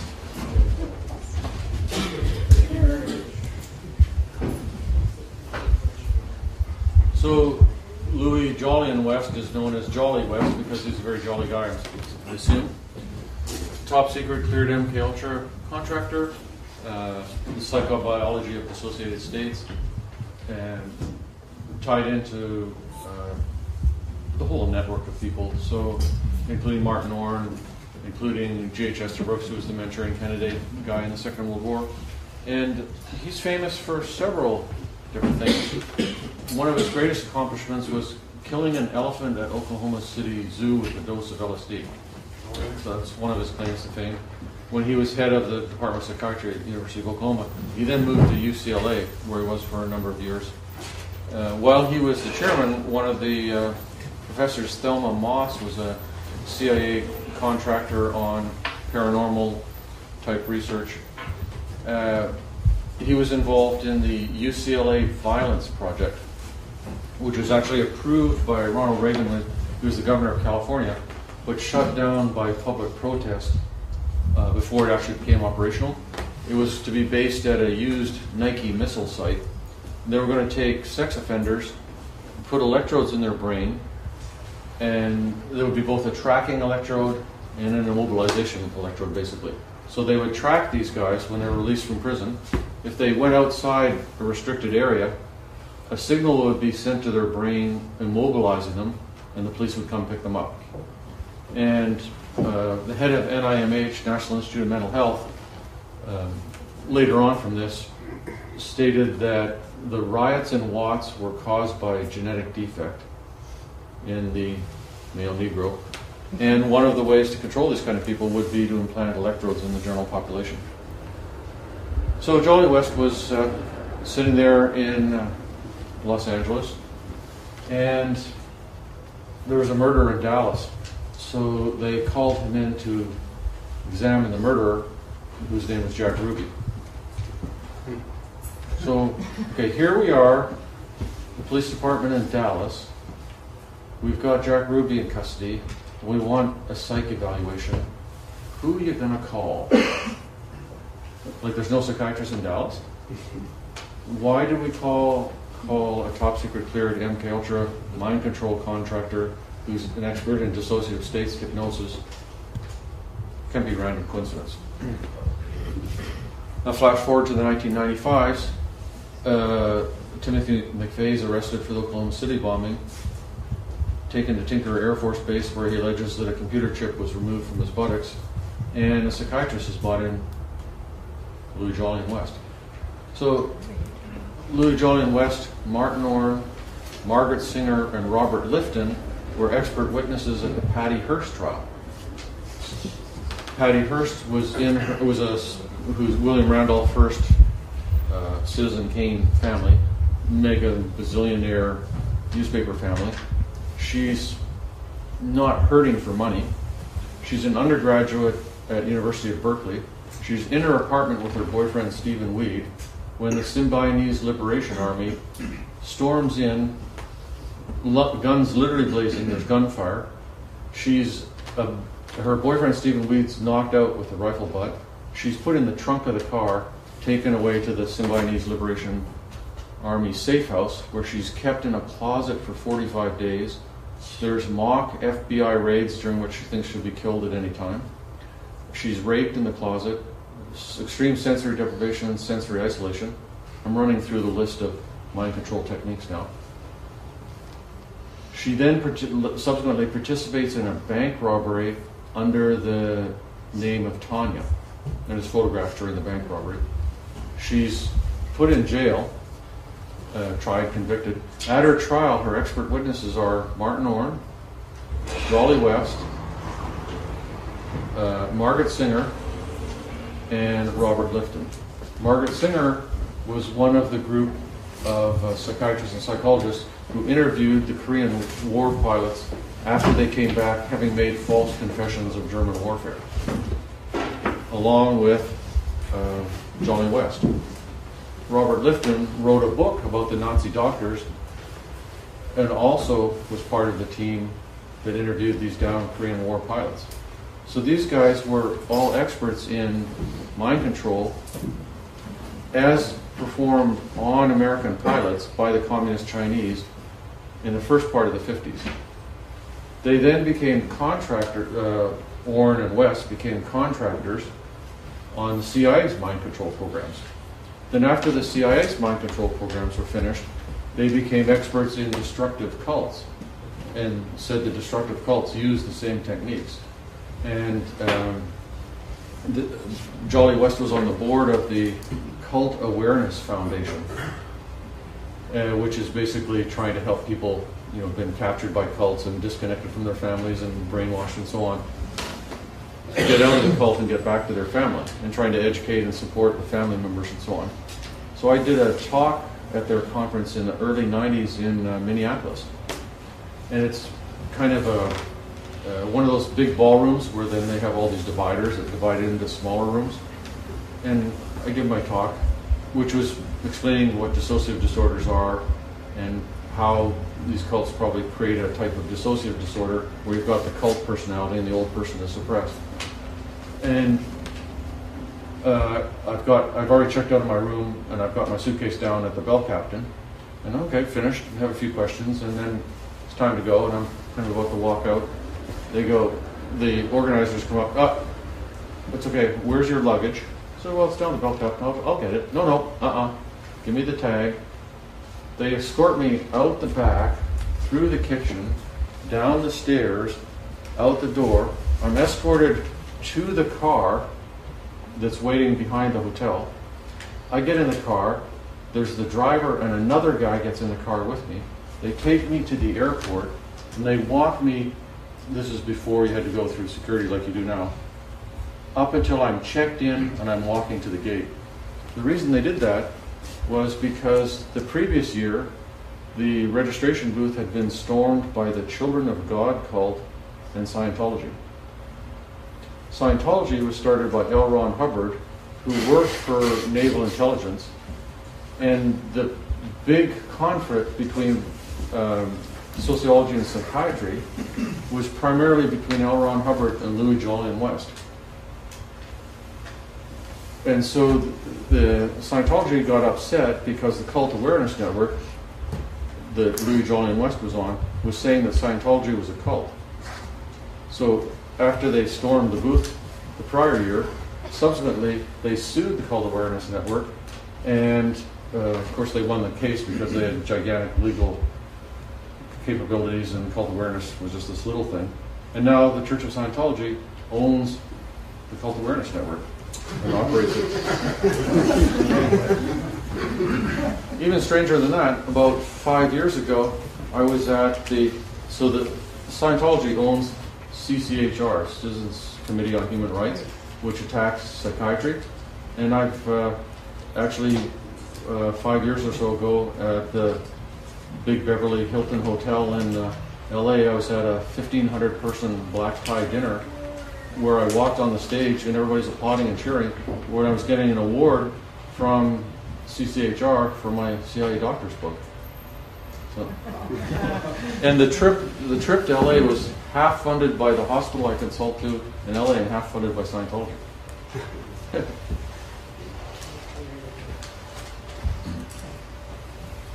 So this is just more examples of how the tentacles of these mind control people are involved in all these big public events, bombings, disasters.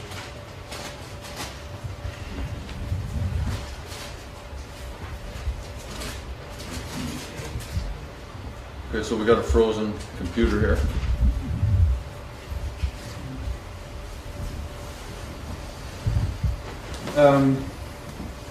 So you can just kind of, it's such a huge web. You can kind of wander around this web, giving more examples, more examples, more examples. So in the UCLA Violence Project, Jolly West, thanks, is connected to Robert Heath at Tulane University, who's going to come up in a minute. Carl Rogers, I already told you about, so we can jump over that. This is George White, that's the safe house. Now we're at brain electrode experiments at Tulane. Robert Heath. So this is the Journal of Nervous and Mental Disease, and I've published in that journal myself. So the titles of the papers are Pleasure and Brain Activity in Man, Deep and Surface Electroencephalograms During Orgasm. Septal stimulation of the initiation of heterosexual activity in a homosexual male. So there's still a Robert Heath Society at Tulane, even though he's dead. So he's like a famous, revered guy. And he's connected to the brain electrode implant guys at UCLA and Jolly West. He's also part of a network of other brain electrode implant doctors at Yale and Harvard. They're all part of this small universe. So in this article here, which is 1972, he's treating a serious mental disorder known as being gay. So back then, it was officially a mentally disorder. Being gay just by itself was a mental disorder. So these guys got beaten down politically and had to pull it out of the manual in 1980. But back then, they were treating a mental disorder. So the way they treated this guy, and this is all described in this paper, and Heath was funded by all the different branches of the military and the CIA. And he was actually funded under another program because when you look at the documents, if he's funded under MK Ultra, it'll say MK something or other. It'll describe what the project number is. And he had CIA funding through a set of other projects which were XG hyphen and then the numbers. So there's a whole another project under the designation XG that's totally classified that nobody knows anything about. So again, we're just talking the tip of the iceberg. But what he did is he put electrodes in this gay guy's brain, who was 19 years old, and he studied his brain electrical activity, and then he hooked him up to a little belt. So I've got a little belt here.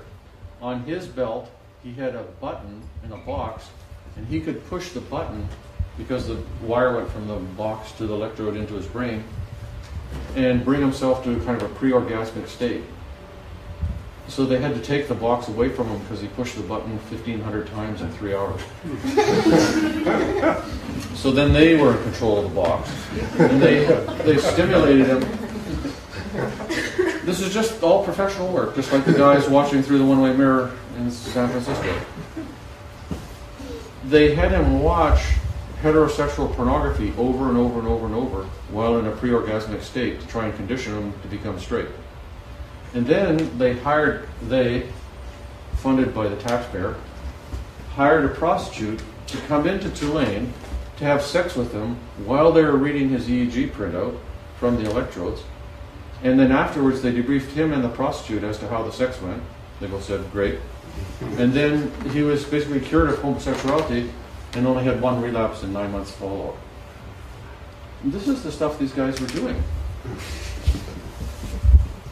So it's kind of comical, and it gets uncomical. So there's this Heath Society. I mean, he's still a big, revered guy.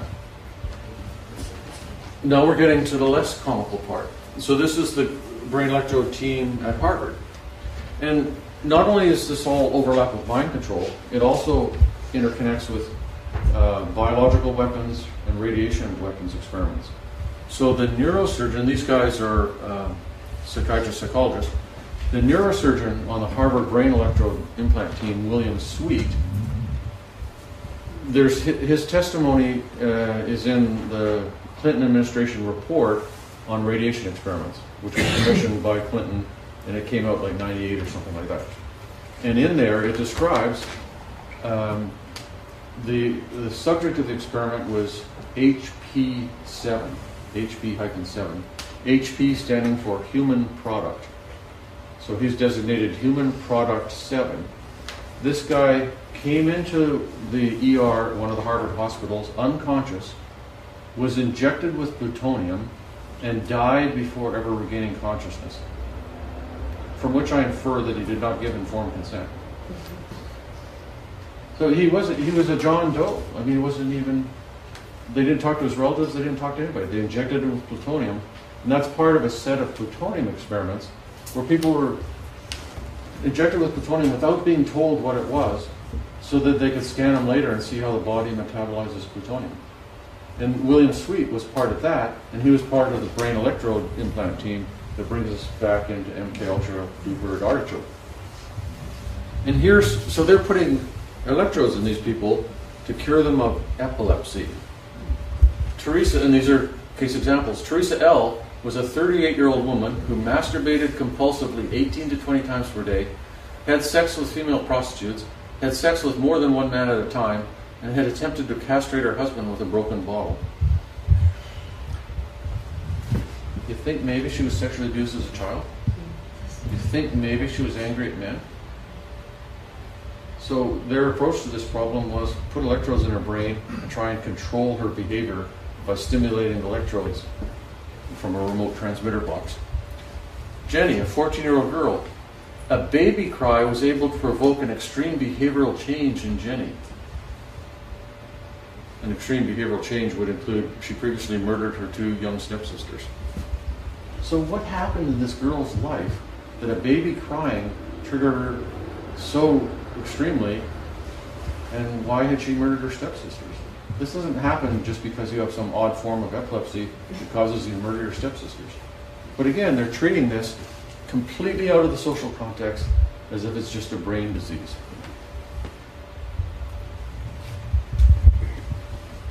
Jose Delgado, you can actually find him on YouTube. You can see the video where he's in the bull ring with the bull that comes charging at him. The bull's got electrodes in his brain. He pushes the box, and the bull just goes over there. It's easily just search Jose Delgado bull experiment on YouTube. So his book is called Physical Control of the Mind, published by a mainstream New York-based academic publisher. And one of his papers is intracerebral radio stimulation and recording in completely free patients. So he, on contract to the Office of Naval Research, made the technical advance of you don't have to have a wire going from the box to the port to the electrode in your brain. You can stitch up the person's skin, it's all healed over, and you can stimulate the electrode remotely using a radio signal. And he has papers where he puts an electrode in there's the alpha monkey in the troop, and before the experiment, you see all the other males are like all over in this corner of the cage, and the alpha monkey's like the big man ruling the cage.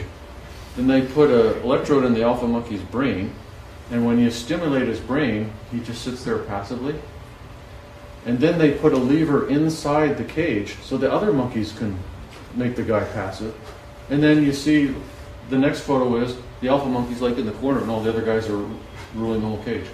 He does this with cats, dogs, and when he's writing about cats and dogs, he calls them mechanical toys.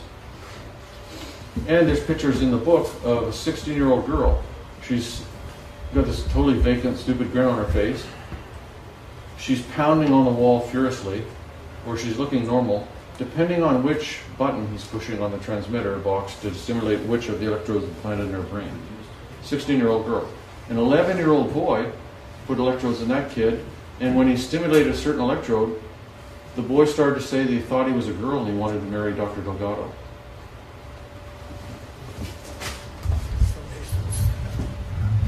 Here's these crazy monkeys. This is some of the stuff going on in the monkey cage. You can't really see that very well. That's just a picture of somebody who's got a bandage on their head, but they can be stimulated remotely. So this is where we really get to it. This is his book, Physical Control of the Mind. We need a program of psychosurgery and political control of our society. The purpose is physical control of the mind. Everyone who deviates from the given norm can be surgically mutilated. Man does not have the right to develop his own mind. This kind of liberal orientation has great appeal. We must electrically control the brain. someday armies and generals will be controlled by electrical stimulation of the brain. He literally, this is a Yale professor of neurosurgery.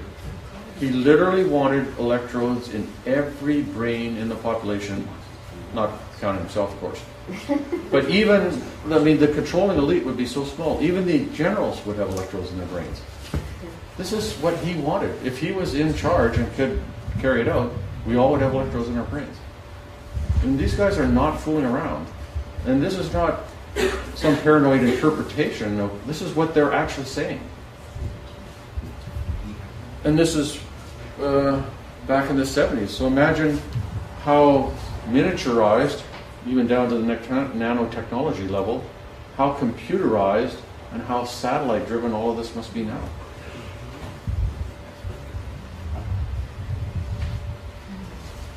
This is just, I already talked about this. So this is just Jones A, Jones B. He's describing in great detail the Manchurian candidate creation. And this is how this network is constructed. So DID is dissociative identity disorder equals multiple personality disorder, and the Manchurian candidate is an artificially created multiple personality disorder.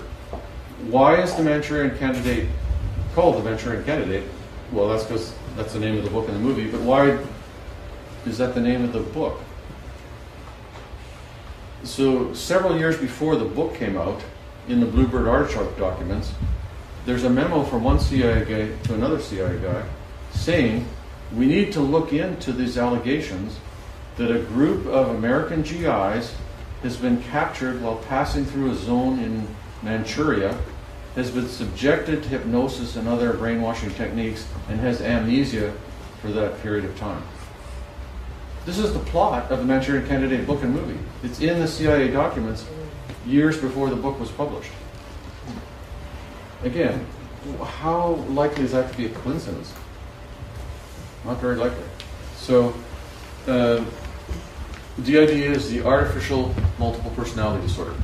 Now, I and others in the field who work with civilian multiple personality patients who are starting to tell us these kind of mind control stories, and we're like, don't know if it's real, don't know if it's not real, but we're hearing the stories. In April 1992, the False Memory Syndrome Foundation was created, and on the board of the False Memory Syndrome Foundation is Martin Orne, Jolly West, a number of other people, and they systematically attack the dissociative disorders field, saying that all these cases, maybe literally one or two exceptions, some people say 100%, others are like 99%, all of these civilian cases are based on false memory, implanted unwittingly by the therapist, and it's iatrogenic multiple personality. It's created by the doctor. It's kind of a fantasy created in therapy. It didn't exist before the therapy. And all the memories are false. The guys who ran the Manchurian Candidate programs are saying this in public in the same time period as patients coming into civilian therapy are starting to talk about being victims of mind control and being used as Manchurian candidates. So, False Memory Syndrome Foundation includes Martin Orne. John Gittinger was the lead psychologist. He said in testimony to the U.S. Senate in the 70s that the Manchurian Candidate is fiction, but he was himself directly involved in psychological testing. He himself took LSD back, according to himself, back in the day. This was directly involved with the CIA, directly involved with MKUltra. The False Memory Syndrome Foundation, Martin Orne was on the head of it, on the board. So was Paul McHugh. Paul McHugh was chairman of Department of Psychiatry at Johns Hopkins. Johns Hopkins was an MKUltra site. He said 100% of these cases are illusory. They're all based on false memories. When the Catholic Church was being hit with all these lawsuits for sexual misconduct by priests, they formed a board to advise them what to do and how to handle this. On that board, they had one psychiatrist, Paul McHugh, who says it's all false memories. The priest never did anything wrong. Martin Orne is directly connected to G.H. Estabrooks. Martin Orne is directly connected to the CIA. The CIA is directly connected to military intelligence, which is MKUltra, Bluebird Artichoke. Johns Hopkins is an MKUltra site. Walter Reed Army Hospital, Paul McHugh worked there. Military intelligence people work at Walter Reed. Brain electrode implant experiments were done at Walter Reed. Manchurian candidate creation was done by Estabrooks, was done in Bluebird and Artichoke, was done by military intelligence. So it's just this huge network. And these guys are all in the False Memory Syndrome Foundation. They publish with each other, and they testified in hundreds of lawsuits against therapists in the early 90s saying it was all malpractice, it was all false memories, it was all multiple personality created out of nowhere. And that's the way the whole thing is organized. It's this huge distributed network of relationships and connections at numerous different levels for numerous different purposes.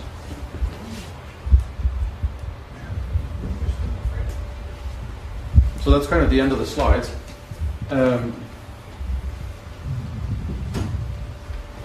Just going into the techniques, somebody was asking me to talk about the techniques a little more. So if you look at the photographs that came out of Abu Ghraib, so first of all you have to say to yourself, hold on, okay, Abu Ghraib prison, there's not, when you go through security at the airport, you're in secure space. Okay, well that's kind of secure. When you go into Abu Ghraib prison, that's about as secure as space gets. I mean, this is military, a U.S. military prison with CIA actively on site. You can't just kind of walk in there and say, hey, would you like to buy some books or magazines, or here's a hamburger or something. I mean, you've got to get through a whole security thing just to get in the building. And you can't just kind of walk in there with a camera and take a bunch of pictures and send them off to a newspaper. It can't happen. But the story that we hear in public is there's some rogue, low-level U.S. military guys who took some pictures for fun and then leaked it out, and they take the fall for this. But Seymour Hersh, who's been writing, he's a journalist who's been writing about military intelligence stuff for decades, actually wrote an article saying the code names of the mind control operations that were on site at Abu Ghraib at that time. These are organized, programmatic mind control programs. And when you look at the photographs, what are the techniques? Which is the same as we know is going on at Guantanamo Bay. There's behavioral science consultation teams at Guantanamo Bay that are psychologists who go in there and run the interrogation programs, run the psychological part of it. And there's physicians consulting to this because you don't want to push the guy, unless you do want him to die, you don't want to push him too far because he might die. All completely violates all medical ethics. And the techniques that we know are used are hooding, sitting in very stressful positions like crouched down against the wall for prolonged periods, sensory deprivation, sensory isolation, some degree of beatings, waterboarding, which we know is not torture, it's just talking to somebody. We know that there's, unless this is just random, out of control, low-level people in the Abu Ghraib photos, we know that there's sexual humiliation, there's humiliating their culture, the Quran, and their religious beliefs. There's forcing them to do sexual acts with each other. Female military officers come in and come on to them sexually, aggravate them sexually. I'm sure hallucinogens are used. These are the techniques of mind control. There's not just one thing that you do. And I say that mind control is kind of at two levels. There's general mind control, which would include propaganda, disinformation, spinning things in the media and so on. Isn't it funny that those two guys were named Raymond Lee Harvey and Oswaldo Ortiz? That's a mind control program of disinformation. But there's not a doctor working directly on you. The level of mind control I'm interested in I call psychiatric mind control, where there's an actual doctor in a one-to-one relationship with the person. And I'm interested in that because it's a gigantic violation of professional ethics. So at Abu Ghraib and at Guantanamo Bay, we've got psychiatric level mind control going on. And in the G.H. Estabrooks documents, he doesn't describe it in great detail. But what you find is you look around in all the Bluebird Artichoke documents, all the bits and pieces are kind of spread around in the documents. And they're exactly these things: sensory deprivation, sensory isolation, food deprivation, sleep deprivation, mock killings, hoodings, scaring the person to death, good cop, bad cop interrogations, softening them up with drugs and hallucinogens, hypnosis, and then brain electrode implants. In the second version of the Manchurian Candidate movie by Denzel Washington, there's brain electrode scenes in there. And so you think, oh, that's just Hollywood. It's all these things like in The Bourne Identity, Manchurian Candidate. Of course, it's Hollywood movies and they're fictionalized and the actual mind control doctors aren't actually that good looking, for one thing. But the elements are all actual reality in these different movies. There's nothing in the Bourne movies that isn't in the Bluebird, Artichoke, etc. documents. All the bits and pieces are there. What are the odds that this isn't going on today?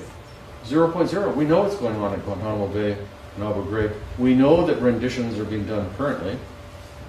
So it's not a conspiracy theory. It's a known public fact. The debates are not, is this stuff going on? The debates are, is waterboarding torture or not? But nobody says waterboarding is not going on. And you can see photographs on the internet. It's just like these non-lethal weapons, which are the beaming energy out of a person's brain. Not necessarily with an implanted electrode. You can just go online and search for these weapons. There's articles in U.S. News and World Report talking about Sandia Labs, which is in New Mexico, which is a big military contractor. It describes the type of, it's a U.S. Air Force aircraft, the type of aircraft, the altitude it's flying at, the detailed specs of the electromagnetic energy that's beamed at the subject, how far it penetrates the person's skin, what the effects are. And you can see photographs online that are easily searchable in Wikipedia of sort of Humvee-type vehicles with these weapons mounted on them. I mean, these things exist. So we know for a fact that Operation Midnight Climax, unwitting civilians were given LSD without knowing it. We know that people were injected with plutonium without knowing what was going on.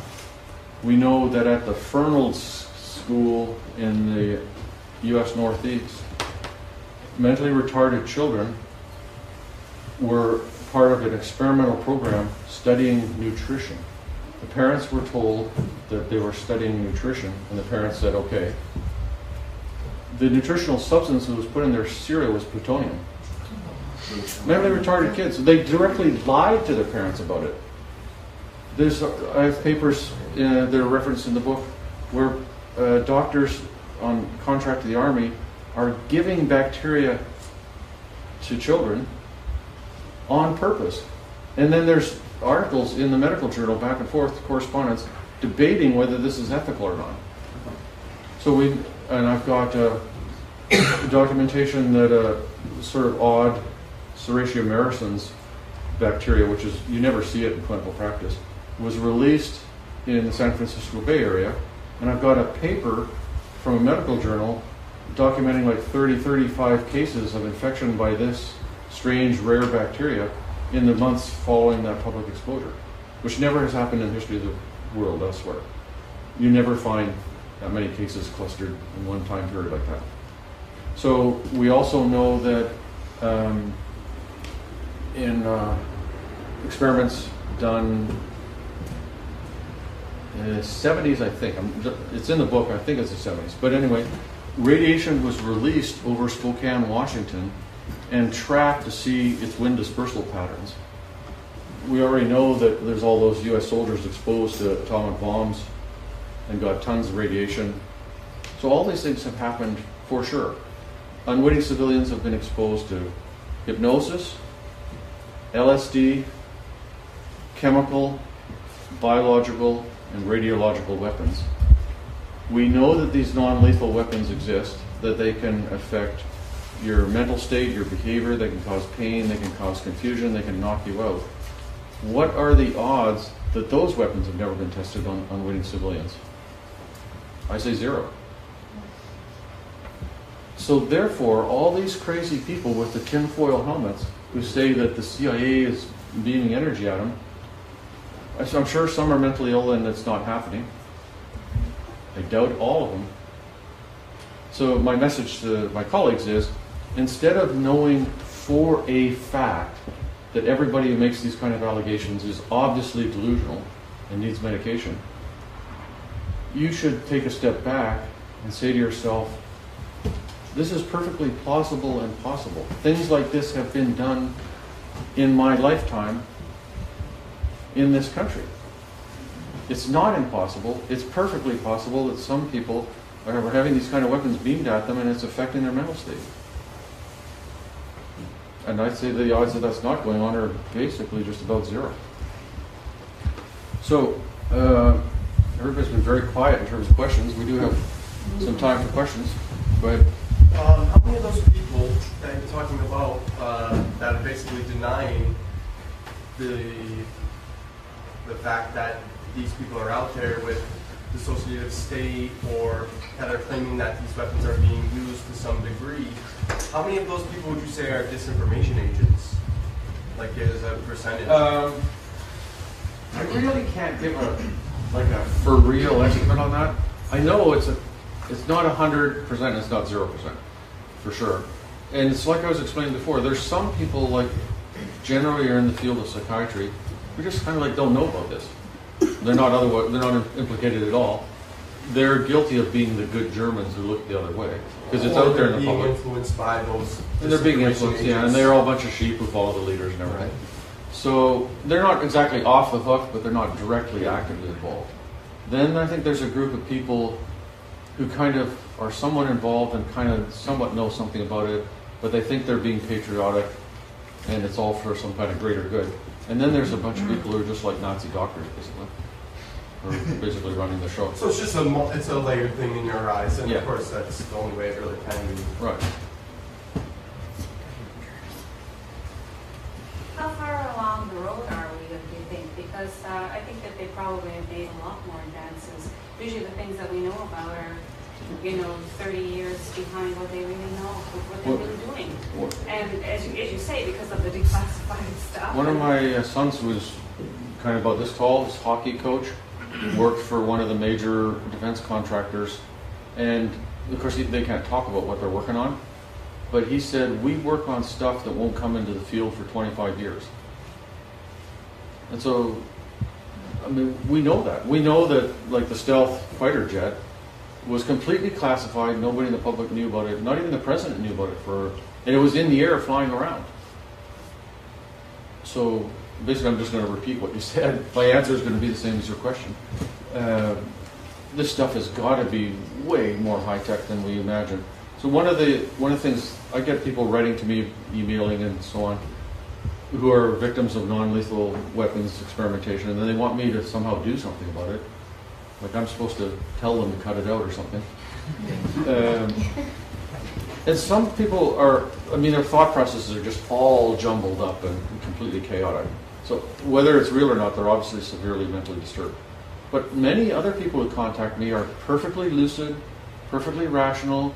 Their story is completely plausible. It all follows. They knew this person in the military, or their dad was in something or other, how they got into it. Or sometimes it's like they were going to be a whistleblower in some private company and then it started, or there's some political dispute and it started. It's completely plausible. But it's a beautiful method of mind control because it's so deniable and you sound so crazy when you assert it. But one of the issues is, so when you go back to the 50s, they were like knocking monkeys out. Now people are saying, we know for sure you can knock somebody out, you can disable them, you can disorient them, you can make them have horrible diarrhea, you can cause pain in their skin, and you can actually, if you just crank it up, you can kill them.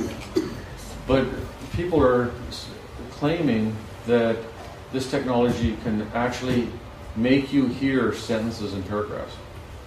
That they can actually directly implant sentences and paragraphs and words in your mind that you hear out loud inside your head. It sounds a little fantastic technically speaking because the brain is so flippin' complicated. But on the other hand, I'm sure the technology is like way out there in the science fiction level. So that's, but I can't show you a document where it's published in a mainstream journal where they're showing experimentally that they're putting sentences in somebody's head. So that's just an example of, you kind of get to the edge of the documentation, then you hear the allegations, you go, you can't prove it, but on the other hand, I wonder where we are at. And then you can either like believe it or not believe it, have your personal opinion. That's kind of the way the whole thing's set up. Now I've heard before of, I don't have the paperwork, it's a new type of speaker where you put your voice over high frequency sound, beam it at someone's head 50, 100 feet away, and you will hear in your head music, your voice. Right. You put sound in it to hurt your brain, you'll hurt it. Right. If somebody is a bit off already, you put that into their brain to drive them even more nuts. Right, right. Hear the dead husband, whatever, you can drive them over the edge. There is public domain information. There's some technology in Japan which has got to do with, if I'm speaking, I can't remember the exact details of it, but the basic idea is if I'm speaking, you can sort of beam back what I say to me just with a tiny little time lag, and my brain will get so confused I'll just start stuttering and I won't be able to talk. Well, there's supposedly you buy a truck with the speakers above them in your head, so each person gets their own I'm just saying technology that's out in that direction exists for sure. Documented, no question. Oh, some people at the back of their hands up first there, I think. Go ahead. Today we're waking up as a society and there's more awareness of this type of stuff going on. Right. Do you think that they're doing some mass mind control right now in water or in contrails or whatever it may be, or television programming? So whatever, for those who don't know. And secondly, are you in danger yourself because you're, right well, now? I published this book under, first I published it under the title Bluebird in 2000, but then I thought, nobody's going to know what the heck Bluebird is, so I changed the title to The CIA Doctors. It's the same book. So I've been talking in public about this since the 90s. I had a book out there, and before the book came out, it's a roundabout answer here. So I had an agent who's in Edmonton who's died since, but she was representing me on a book proposal on this stuff in the 90s under the title The CIA Doctors. So then I changed it to Bluebird, then I changed it back to CIA Doctors. So she sent this 1.5-page proposal out to 10 different publishers. One rejected it, and this is the almost exact quote. Nobody would want to read this book except the 10 million people who watch the X-Files every week. That was his reason for rejecting it. I'm not sure if the stockholders in the company thought it was a good decision. But a woman came into my office with, who was consulting me on unrelated clinical stuff, with a copy of a fax that had the fax number at the top that had been sent to a little bit of a rag magazine in Dallas. And so I found out who the fax number was, and I found out that because it was my book proposal, it was a page and a half long. It had been leaked by one of these editors to Lawrence Wright, who is kind of a debunking conspiracy theories kind of writer, who also wrote a book attacking the therapists like me for implanting false memories. So why did that go to Lawrence Wright, who has already written a book debunking, he debunks any kind of conspiracy stuff in general, and attacking the dissociative disorders field. And then that was sort of passed around the false memory syndrome field, so to speak. And I was attacked in several different medical journals, Esquire magazine, newspapers, a bunch of cable documentaries and so on, as a nut who believes all this kind of stuff. In the years up to 2000 when the book came out, total silence sent. Because it's totally based on documents. All the conspiracy stuff that interests me I just left out on purpose, so nobody could attack anything because everything was documented. And so it just all went silent. And my car's never blown up and nobody's ever threatened me, and I've never had white powder in an envelope arrive at my door. So for some reason, somebody thinks that I'm not a threat. And I think the main reason is I'm not talking about currently operational stuff and identifying current people. That's the only reason I can.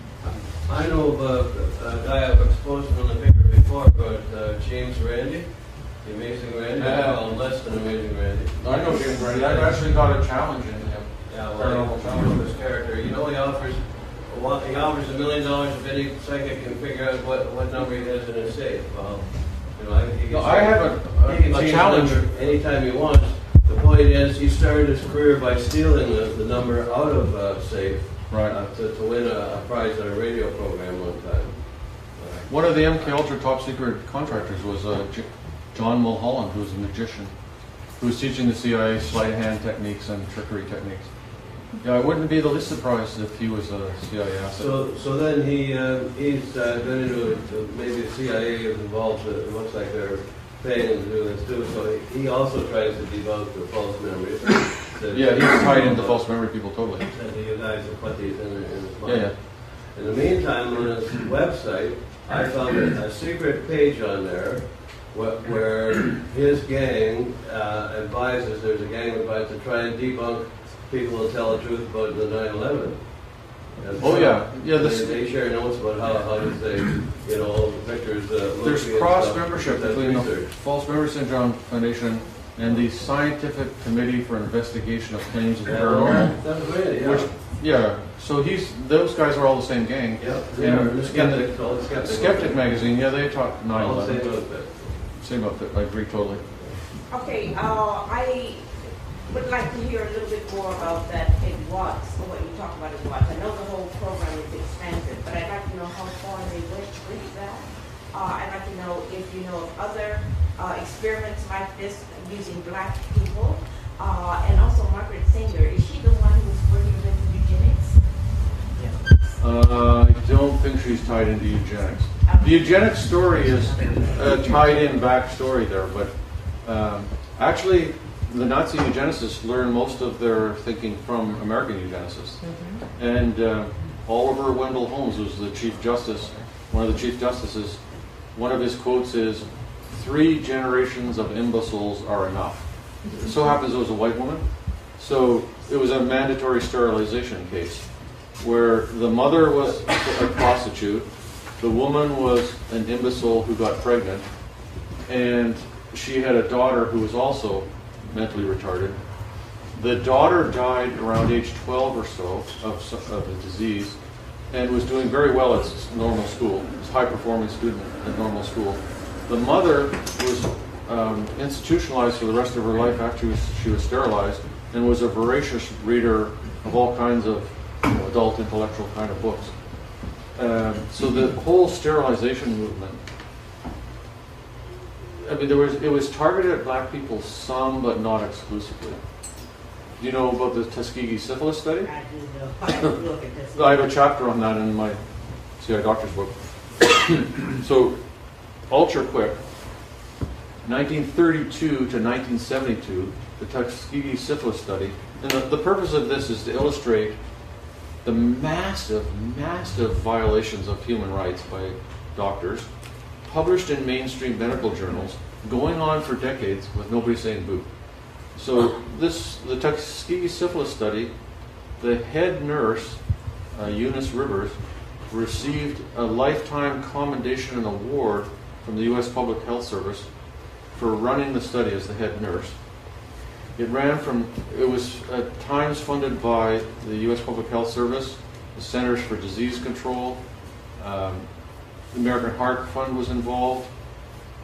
And the study was basically 400 black, illiterate guys in rural Alabama with syphilis were actively denied treatment for 40 years of follow-up. At the 25-year point of the study, the Surgeon General of the United States signed a certificate. They all got a signed certificate and $25, 1 year for every year of participation in the study. And I have a paper published in around about 1965. I have a copy in a file. Untreated syphilis in the male Negro, a 25-year follow-up, something like that. So this is published in the mainstream literature, that we're denying treatment for active syphilis to 400 guys, and then we have 400 control guys. And this Eunice Ripper went around, when everybody said, oh, I'm going to start treating this guy, she said, no, he's in study, he can't be treated. And the outcome of the study was that they discovered that if you have untreated syphilis, you have more health problems and you die earlier. Okay, so now that's totally insane. And it wasn't white senators' daughters who were in the study, it was rural black guys. So there's a whole racist element to it. But think of it for a second. 400 guys for 40 years engaged in how many acts of intercourse and fathered how many children with congenital syphilis? None of which could be identified or treated? I mean, it's literally Nazi death camp level ethical violations. So I'm not aware, I mean, all kinds of groups have been targeted who are politically easy to target and get away with. Black people are in there, but it hasn't been, as far as I can tell, not predominantly targeted at black people. And in terms of the Watts riots and all that, the UCLA Violence Project was shut down. And so they never did pop electrodes into all kinds of black people's heads. Do you know if this type of mind control is being used in the highly developed countries like Russia, China, and scientifically? I don't know in terms of I have documents that prove it, but I would imagine that basically all organized countries with intelligence services are running these kind of programs offensively and defensively around the world. I would assume that. It's unbelievable to me that it's not true. But I can't actually prove it. It seems to me that the programs in what you're outlining have a lot to do with population control.